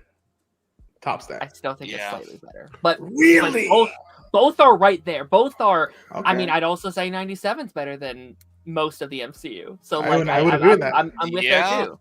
Yeah. All right. How many hot takes are we giving? You can a couple, just no more than a couple. I don't want to unless you give one and you talk for like 5 minutes about it, then only one. So I'll Josh said something. Tell me when you want me to pull that up on screen. So yeah. Oh yeah, whatever. Yeah, that was a poster I made for the Materialists. When I'd watch it. Oh Lord! You know what? I'll say this: that Dakota Johnson, if she was a good sport, and again, I haven't seen the movie, so I'm not gonna poo on her and all that stuff. But if she would be a good sport if like they do a bit in Doomsday and like Deadpool, if Deadpool's in the movie, he goes to a portal and he sees the Man of Web, and he's like, "Oh no, we're good, thank you though," and then it's like, "Never mind, next portal." That'd be such a good sport thing. Okay, so Jake, you said you had one. Oh well, no, I had a couple. All right, we'll go. We'll just drop one and we'll see. Ready, but, What, Eric? Well, whoever's ready. It doesn't matter to me. Who wants to go? Yeah, I've got a couple.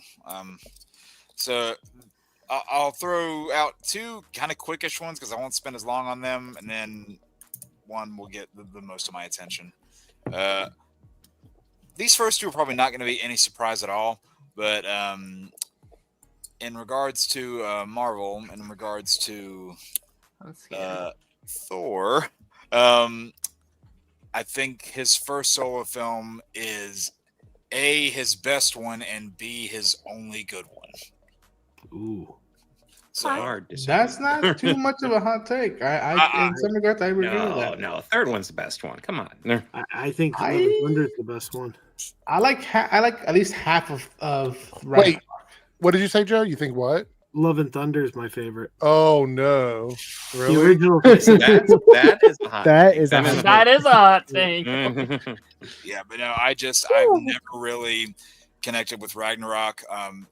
Honestly, a lot of Taika Waititi stuff I just don't connect with. I don't find the humor very funny. The fact that the title of the movie Ragnarok kind of got subjugated to the B plot was a bother for me. And really, like the whole concept of Ragnarok was subbed out in favor of Hulk and Thor being gladiators and Jeff Goldblum commentating it. I like that part though. Yeah, I love Jeff Goldblum as the Grandmaster. Jeff Goldblum it up. It's hilarious. So, my other medium-ish one. This one's probably going to get me some hate because I see some hot dogs for the Thor one. This one's definitely going to get me some hate if the Thor one did. Oh boy.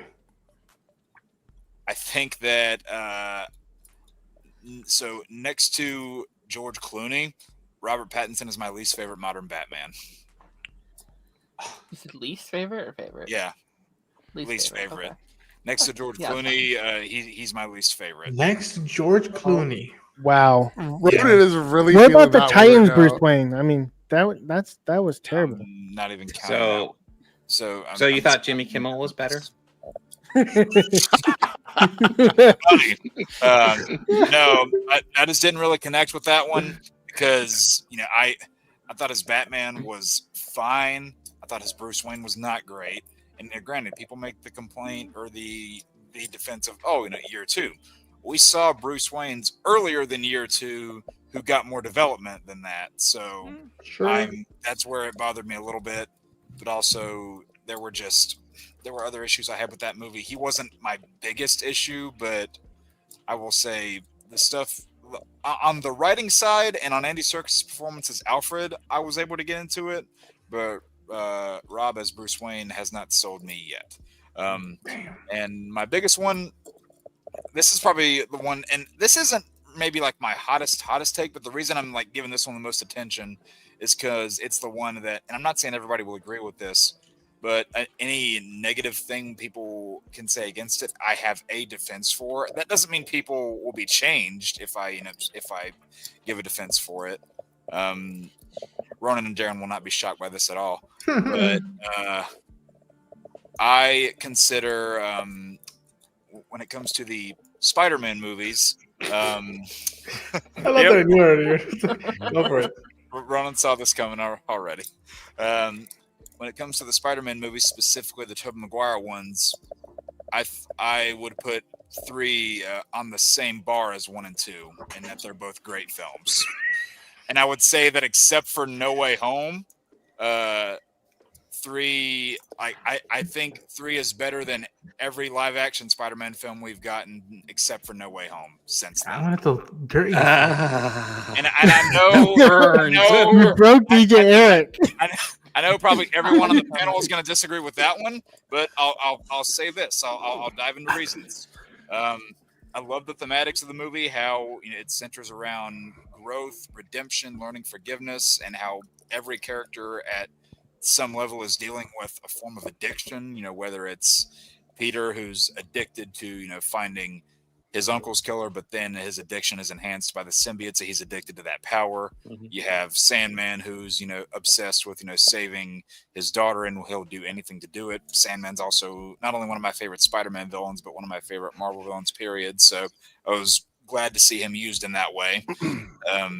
I actually like the Venom stuff in this movie. I know a lot of people hate it, but I like how Topher Grace's Eddie was basically shown as this is what Peter would look like if he didn't have morals, if he wasn't raised by an Aunt May or an Uncle Ben. And they put Venom in here as hey, this is essentially the worst version of you that you could have become. The worst version of Venom? Yes, absolutely, 100%. Jesus kills Peter Parker. And see, you know what, Ronan, your point there. People want to talk about, like people in movies being haters today. They want to call Lex Luthor the biggest hater. Topher Grace's Eddie Brock went to God and asked him to kill Peter Parker. You cannot get more petty than that. I was just gonna say, listen, man. As someone who's not a fan of Topher Grace's Venom, I will say it is at least more comic accurate than freaking Tom Hardy's. I agree on that wholeheartedly because Topher Grace's Eddie actually felt the need to chime in on that one. What do you guys say there? He actually felt like a villain, whereas Tom Hardy's I don't know what Tom Hardy's doing. It's hilarious though. He's kind of honestly over the course of the Venom movies, Tom Hardy kind of lacked character for me as they went on. What's his line? I do things people don't want me to do, or whatever it is. And then the first one. My favorite scene in Tom Hardy's is you do not eat policemen. Oh my god! Yeah, I feel like no one is gonna be with me on that whole Spider-Man 3 thing. But I mean, hey, I got into film school because of that movie. So I have a separate Spider-Man 3 hot take. Okay. I mean, I'm with you to a point. I also actually, can I back that up with a separate hot take, just really, really quickly? Yeah, go ahead. I don't think there's a bad Spider-Man movie. I think all of them are valid in their own way. Amazing my least favorite one is the Amazing Spider-Man. Least favorite is the first Amazing Spider-Man, and I think it's just basic. First Amazing Spider-Man? I think he's better. Yeah. Wow. I think 2 has some of the greatest Spider-Man moments in all of them. I agree with that. This is blasphemy. All of this is blasphemy. I think the backbone of 2's story, I think, completely falls under its own weight. I think 3 is the absolute worst Spider-Man movie I've ever watched in my life. The worst one. You think TASM 2 is better than Spider-Man 3? I would rather watch a Spider-Man action figure lay on the floor than watch Spider-Man 3. I hate the movie. Spider-Man 3 have the cameo. I personally think TASM 2 is the worst Spider-Man. Yeah, I agree. I've watched it a million times over Spider. I hate watching him walk down the street. That whole thing is to me is it's too campy. It's too campy for me. Well, I mean, that's what a nerd would do if they thought they were cool. I was a nerd growing up. I would never do that. Well, ever. Here's my Spider-Man 3 hot take. Everybody always blames the studio and says it was Sony's interference. I think all the things that are wrong with Spider-Man 3 are solely on the shoulders of Sam Raimi. Ooh. Who I love. I love Sam Raimi. But what is the worst parts of Spider-Man 3? First of all, what do we know? We know that the studio made him put Venom in there. He didn't want Venom in there. Is Venom the worst thing in that movie? No. Amnesia, what's his name? Harry. Harry. Amnesia Harry is the worst thing in there. And Exposition Butler, who knew everything all along, but didn't say anything until the last minute when he goes, I cleaned your father's wounds, Harry.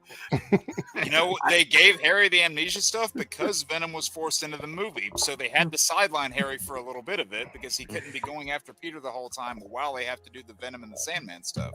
The bloopers for that specific scene are hilarious because the old guy couldn't remember a glider, the word glider. Can I say that was what's his name's father? That was too. Bill Paxton's dad. Bill Paxton's dad. Yeah. Can I, Joe? When you said that I solely on Sam Raimi, I saw the look on Jake's face, and I just immediately heard this. When I said, yeah, you love Sam Raimi, and I was just like, oh shit. I love Sam Raimi too, but I met him in person. I got the stamp on my nerd card that I needed. I'm fine. Did you hear the story of Matt Mercer at a party, a Halloween party, like noticing Sam Raimi was there, and he asked him, "What the fuck happened, man, with Spider-Man 3?" And he's like, "Yeah." Well, see, that's the thing. He was on. I can't remember what media outlet interviewed him. I think it might have been Vulture, the media outlet, again. Or Vice. Yeah. Not the Spider-Man media Wow. outlet. Ooh. First one. Ooh, that's a hot take. That's okay, man. They're really trying to get me to fly off the handle tonight. That's crazy. Because I would argue, I know I'm alone in this opinion too. I'd say that's still the best Spider-Man movie. Which one? The first one. Oh, I wouldn't argue with that. I think there's an argument to make that the best one. I think Spider-Man 2 is by far the best. Here is my Spider-Man hot take. I think Andrew Garfield is the best Spider-Man. That's not a hot take. A lot of people say that. I think he got bad material. I think he could have been great. I would agree with that as well. But I have to say, after seeing all three of them in No Way Home, he's still my favorite. Yeah. Peter Parker, he's still my favorite Spider-Man. Tom Holland has a chance to win me over in this next movie 100% because I'm feeling the vibes. But I think one of my hot takes is that I think Andrew Garfield is the best Spider-Man. People aren't going to agree with me, and that's fine. No one has said this yet, and I'm surprised. I'm probably there's a lot of these opinions I'm probably alone on. But my least favorite that we've gotten so far is Far From Home. Far From Home of the new ones. I wouldn't argue that. Of any live action Spider-Man movie. I didn't like the twist of that movie. I thought the movie had a premise was strong, but I didn't end up liking the twist of it. Motion capture. I feel like a lot of the stuff in Far From Home is okay. A lot of it kind of fails on a story level because you're bad moments. I think. Well, so I have something that I'm. I was going to say we got to give some people chances to talk. So go ahead. Okay, I don't know if this is a hot take, so I'm going to throw it out there and see the reaction and figure out if it's a hot take. Okay. I think Wonder Woman 1984 is better than any Justice League movie. Well, yep, that's a hot take. Besides, live action Justice League movies. So I mean, that's not a high bar, but still, it's not a high bar. I don't know. I'll always defend that Whedon cut. It's better than one of them, but I don't know about better than both of them. Well, Joe likes the Whedon cut. Bob, get ready. I love the Whedon cut. I saw the Whedon cut 5 times in the theater. You should have saved that for this. It's a hot take. I think the Snyder cut is slightly better than the Whedon cut, but I really don't think there's that huge a quality difference. I really don't. So, but Joe, don't you think the Snyder cut is a lot worse than the Whedon cut? I hate the Snyder cut. Wow. I think the Snyder cut might have been a good movie if they cut an hour from it. I was shocked they didn't like it. That's one of the many reasons Whedon's cut failed is because they were cramming their story together. So when I saw the Snyder cut, he cut out everything I loved in the movie. Like all my favorite parts were cut out. But there was one part that I was shocked to see Snyder made. Like, because he said he was cutting out everything Whedon did. And there was one line that I was sure was a Whedon line, and I was shocked to find it was a Snyder line. And that was when Flash says, "What's your superpower?" And Batman goes, "I'm rich." Like I'm that, rich, that bitch. I thought that was so Whedon, and no, that was a Snyder line. No. Now that stupid brunch bit, that was a Whedon line. And I loved that. That's one of my favorite parts. Yeah. My wife and I still say that whenever we go to brunch. We're like, man, the Flash would hate this. My favorite kind of line is like everyone just disappeared on the roof. I don't know if that one was the Whedon cut or the Snyder cut, because it was when the like Jim Gordon just turns around and everyone's gone except for the Flash, and he goes, "Well, that's rude." I don't know the whole thing. I mean, I would do it. I don't know the whole thing. I don't remember the whole because I only watched the movie like one time, so I don't know the whole thing. Well, but I've seen it before. It's like he goes like what? He's got the well, I don't have a top on. Hold on. He's got a jacket What, on. Aaron? Put on. I said We gotta get wardrobe do for it, this Jake. stream. Oh, that? So it's like I'm not wearing the appropriate attire. He walks up like this, right? He steps Don't up. disappoint me. And he's like this, and then he's like, Mm-hmm. Oh man, I should have put up the music. Damn it. copyright, like- copyright. Yeah. good meme movie. Like, I feel like even if you don't like the movie, like you can at least have fun with it. Like, All it's right. How such a, do like, how is it that I did the dance and I hate the fucking movie? Like, what is that? It's like, what People the that are hell? saying in the Because chat, it's burned in your mind. the people that are talking down there in the chat, if you get me to 2,000 subs before the end of the stream, I'll do the dance. Wow. oh my I'll give you blackmailing us. I'll give you another hot take. Well, I think the Suicide Squad is the best DC movie. The As of now. Suicide Squad, the James Gunn Suicide Squad. The Suicide Squad. That's not really a hot take to me because I would probably, I I would say there's an argument for that. There's an argument. I don't know if I DC, agree. There's like, an argument. I go with overall Shazam. DC or DCEU? Of Joe all says DC Shazam. Joe says Shazam. I love The Dark Knight. I love Watchmen, but to me, the Suicide Squad. It's I really have a fresh question, for me. though. I might go go Mask for of the Phantasm. Superman, the new one. including animation, Ronan. Okay, there. That's okay. Now, Because live then action. I just Live action. Here's a hot take. okay, I The agree. best DC movie of all time is Flashpoint Paradox. Like that's a hot take, right? Like Yeah. I can see the argument for that. I'm You gonna talk about go. the animated one, I assume, right? Yeah. I This is don't like basic. the animated. the animated one, yeah. Yeah. This is basic, but I'm gonna go Mask of the Phantasm.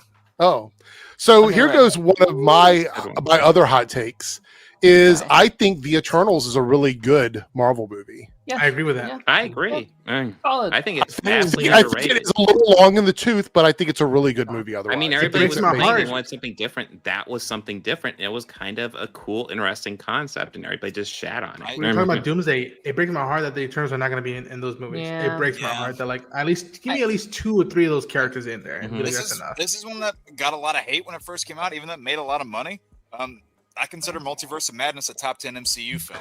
Oh, I love Multiverse it. Madness is solid. I agree with you on that, but I know we're outliers on that one. Like people don't see the same movie the I same think way the we hate do. on that's overblown as well. 'Cause Okay, I got here. one- Go ahead, Joe. Sorry. Oh, I was just gonna say I got one that this made my Uh-huh. local comic book store owner's head explode. I believe Jason Voorhees is the Bizarro version of Batman because they have the same origin. Both of them saw their parent killed, but one of them decided to fight crime and the other one decided to kill everybody. Wow. That is summer. Wow. Well, there is a DC character that exists to essentially be a Bizarro version of Batman. Prometheus. Yeah.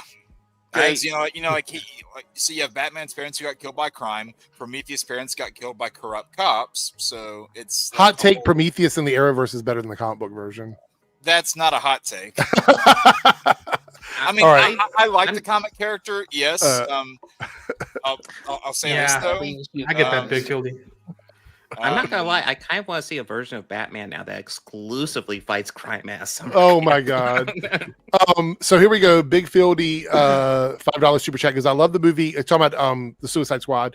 I love that movie except when they killed Captain Boomerang because that was the perfect casting. Even Ozzy, he was on spot for me. Yeah, Same. I literally agree. was I agree with pissed that. in the movie theater. I watching have that. a was like, theory about that actually. What is I it? think in early drafts of this universe, I think the point was maybe I don't know, but like they were literally doing a Flashpoint movie. Captain Boomerang is a Flash villain. My mindset was like, oh, they're going to show that we're in this kind of new timeline by bringing back Captain Boomerang in this new like continuity. Like that's how you end the movie for like audiences to be like, oh no, he's back in this new timeline that we just created. And that would have been really, really cool. Cameos in Suicide No, they brought back George Clooney. It's fine. Because Flash cameos in Suicide Squad whenever they're taking him down, so it would make sense. I'm going to give my final hot take, and then we probably have time for maybe one or two if people want to just drop those quickly. But my final hot take is this was my biggest one because I know people are going to totally disagree with me here. And I'm prepared to defend my position on this if anybody wants to know why. Man of Steel is a top 2 DCEU movie for me.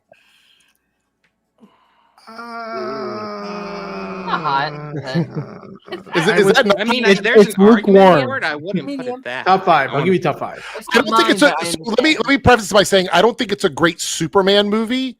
If I take that element out of it and just look at it as a character, like exploring the character of Clark Kent into like Superman, I think it's an interesting take. Now, there are some things I don't like about it. Like, for example, how his father dies. I think that's dumb. I hate that scene. I know honestly, the whole characterization of his father, it's like, hey, maybe you should have let this. Yes, I don't like that scene. And we've had arguments about it before. I don't like it. I think that what happens in the city is more realistic than I think a real comic book character would handle that situation, in my opinion, because collateral damage is going to happen. And I don't think it's realistic to think that Superman can save everybody, even though it does happen in the comics. That's one thing. Lastly, I don't think a brand new Superman would know how to handle Zod the perfect way, which is why that situation happened the way it did. And I think that would have been the perfect opportunity to set up him understanding that in a second Superman movie where he could have actually became the proper Superman. I don't think that would have ever happened in Zack Snyder's world because I don't think Zack Snyder ever wanted him to be that character. I think the only proper interpretation we had of Superman in the DCEU was in the Whedon cut. I agree with that. I do not think Zack Snyder understood Superman. I think that was he understood a good DC Elseworlds Superman. I always consider Man of Steel as a great Elseworlds movie, not like that's what I'm saying. Like I don't see it as like the Superman that everybody knows.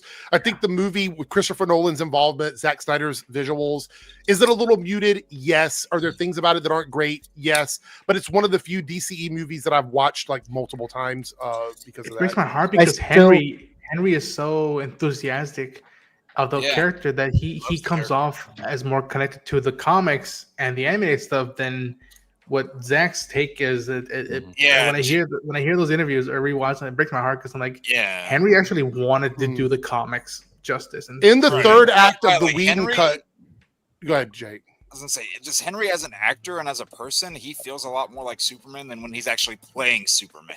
I will say this: the third act of the Whedon cut of Justice League finally gives us a Superman that feels like the Superman from the comics, and then we never get that Superman again in the DC. I feel like he's just used to be the butt into jokes.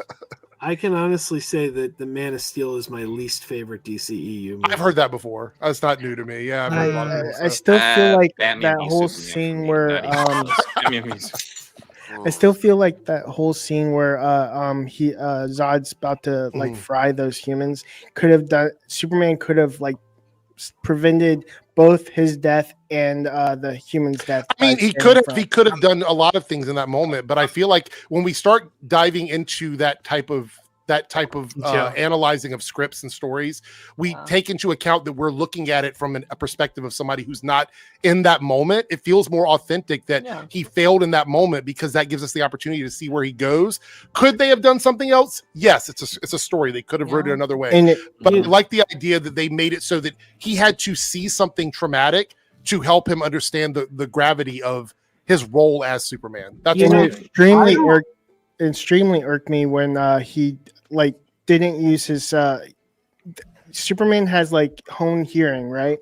He should have heard the click of the bomb before it exploded in Batman v Superman. Oh, that really irked me. I'm not going to go that movie. They show you why he didn't see it. Yeah. They do go out of the way to say that it's set up so he can't see it. Speaking of Superman, I have hot takes. The best Superman and Fantastic Four movies are animated and they're not even based on the characters themselves. Now for those who are like, I'm saying the Iron Giant is the best Superman movie and The Incredibles is the best. I agree. I would agree with The Incredibles. Yeah. Joe, you had something? Oh, sorry, Jake. I was gonna say I don't like Man of Steel, but I never ever had a problem with him killing Zod because that has precedence in the comics. He killed Zod in the comics too. Yeah. I think the issue is they never followed up on it properly. Yeah, like that's a great way to explore the character, and they just they kill him off and they move Is it on. weird It's like, that I always felt that like the way the movie should have ended, and it would have made me love the movie even more, is that at the ending of that Smallville battle, is that okay? Zod is defeated, he goes away, and then at the end, the military is like, stand down, this man is on our side, and it's like cut to the Daily Bugle, and it's like there it is, Daily Bugle. It's Planet. Oh fuck! God damn it! Were you going to say there? I'm sorry, I didn't mean to cut you off. Peter Parker works with Clark Kent. Yes, crossover. Jake, say what you got to say, and then one more person gets a hot take before we jump out. I got a final one. I'm just going to say that I think Superman versus the Elite is better than any live-action Superman movie. I wouldn't argue with that. I think that's a great movie. So I don't know if I agree, but that is a really good one. So, yeah, it's a tough one. All right, Darren, you going to close this out? Yeah, the best DC movie isn't even a DC movie. It's a DC crossover. I think Crisis on Earth X is one of, if not the best things DC's ever put out. I think it writes out everything the DCEU made. I almost agree. I almost agree. That last 5 minutes really leaves a bad taste in my mouth. Yeah, we can forget about it. Just don't think about it. If after that last 5 minutes, I would agree. I haven't read this yet, but it's on my list. And Darren, no, you don't agree with this at all, Darren, but my favorite is still Elseworlds. Can you refresh my memory what happens in the last 5 minutes? I saw it, but I don't remember. Oliver and Felicity hijack Barry and Iris's wedding and get married on top of them. Yeah. Oh yeah. I remember that now. That sounds gross. That sounds. They're getting married, and all of a sudden another couple gets married too. Why not? Just do it at the same time. Throw Ronan down there. I pitched this to Ronan previously. I've pitched this to Ronan previously, but I really want to play a game with Ronan where we have a list of real things and fake things that happened in the Arrowverse, and he has to guess which ones are real and which ones are fake. And it's so good. It's so outlandish that you never know. Yeah. Staggervore with the $4.99 super chat. I'm sure you guys already heard by now, but Jimmy Kimmel's show is returning tomorrow night. Yeah, we talked about it. Staggervore, if you go back to the 1 hour mark around the 2 hour mark, that's where we were talking about it. So definitely check that out. Thank you for the super chat. Also, $4.99 super chat from Staggervore. Fun fact, Jimmy Kimmel was actually featured on a West Coast Avengers comic book. Yeah. What? I don't remember that. I mean, it's West Coast Avengers, so that does track. David Letterman was on a cover of Avengers back in the day, like in the 80s. Oh, really? Wasn't Drake in like a Spider-Man comic or something? Oh no, like maybe Obama was on the cover. Obama was on. That was a famous one. He was in a minor story. No, it was key to the whole thing. It was key. But yeah, so if you would have said it was Great Lakes Avengers, I would have been like, yeah, for sure, Great Lakes Avengers. I always laugh when they use like real world TV news outlets for DC and Marvel, like CNN and stuff like that. Oh yeah. Hey Darren, you know what part of these would probably break Ronan? Won't ruin it, but it involves a gorilla and someone running from him. So we're gonna watch this 3-minute trailer straight through. I'm gonna give my thoughts on it at the end, and then we're gonna end the stream. This is the new Jordan Peele and Kojima game. So hopefully it doesn't get removed, but in my game trailers get removed all the time. Fix this damn door. The new graphics for new games always trip me out because it's like it's like look so good. This is also a trailer. Yeah, so it's not gameplay, but at least we don't know if it is. Hey. What is that?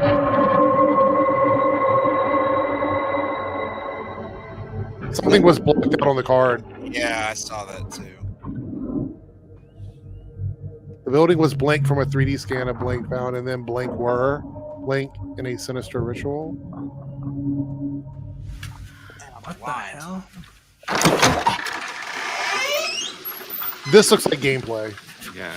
It's gonna be like some heavy rain here. I love games where it's raining outside. I don't know why. Oh no, I was literally Last talking of about Us? a game called Heavy Rain. Oh yeah. I love like riding a horse on like Last of Us and it's raining. It's like Yeah, same thing in like Elder Scrolls. They do that too. I like to get in the shower and play games while it's raining so I can get the full effect.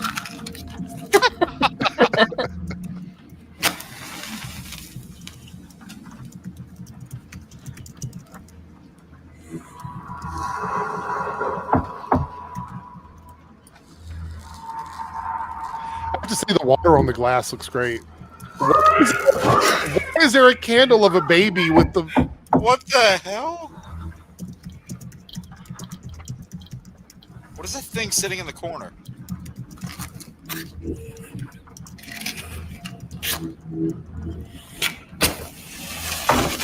Oh, Wait, is this please gonna don't be tell me- candle lighting the game? Oh, please don't tell me this is like a quick time event. oh, Whoa. I hate games with a lot of cutscenes. What?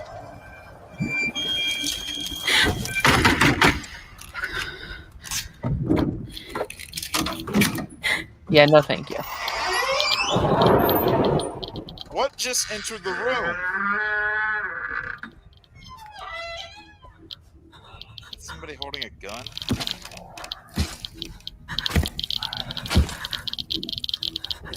What is happening to the face?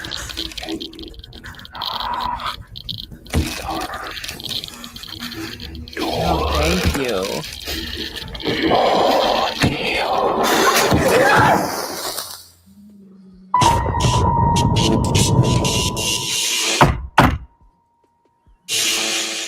So the mechanic is gonna have something to do with like knocking on the doors and things like that. I'm assuming. This is gonna be like a telltale. Literal on the. Okay. It reminds me of PT, that one demo of gaming that Hideo was gonna do before he got axed by Konami. Yeah. Knock knock. Who's there? All right, so we had a pretty big panel tonight. I want to thank everybody for being here, everybody that came through. Of course, check out Joypad Jake's Lost Levels on Sundays at 7 p.m. Head over there and check him out. Darren's Pipeline Podcast, they had a great stream tonight. I'm going to finish watching it while I'm playing games in just a moment. I'm going to be eating food. I got a deep dish pizza I get to heat up in the other room. We also had Bob Organize Chaos here.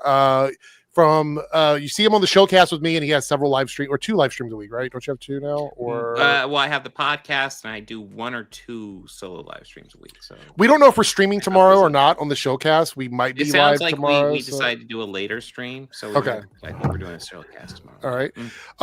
Ronan, of course, in the building. Glad to have you here with us. Check out Ronan's channel live on Friday nights. So go over and support Ronan as Peacemaker. well. And I just did a Mando breakdown, so go check that out. Okay. We'll go check that out.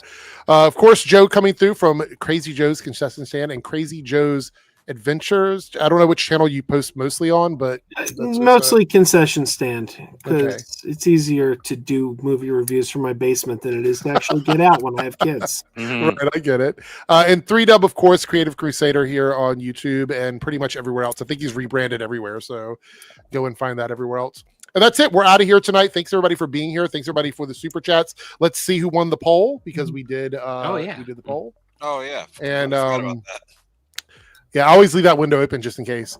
The winner is top 5 90s sitcoms. That's the poll. So That's gonna be interesting. that's gonna be a fun What were the one. other options? I'm Well, curious. wait a minute. When we say 90s sitcoms, Mhm. where do shows that cross decades fall into? They still count. They still count. If it just has to air in the 90s. Okay. Even if it started in the 80s or started like in 99 and went on to 2005, as long as it's in the Okay. 90s. What were That's it. The other options were favorite 90s movie characters, 80s sci-fi movies, and third acts in movies, like your favorite third act of films. Those are the other categories. So we might bring some of them back. Sometimes I'll bring them back. But for now, on Thursday, it will be top 5 90s sitcoms. So we'll do that on Before we Thursday. go, Mhm. there's a question that I want to ask. Yeah.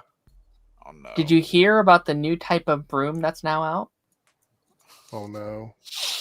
I know where this is going. It's No. sweeping the nation. Oh. Oh. With that being said, we're out. Have a good night, everyone.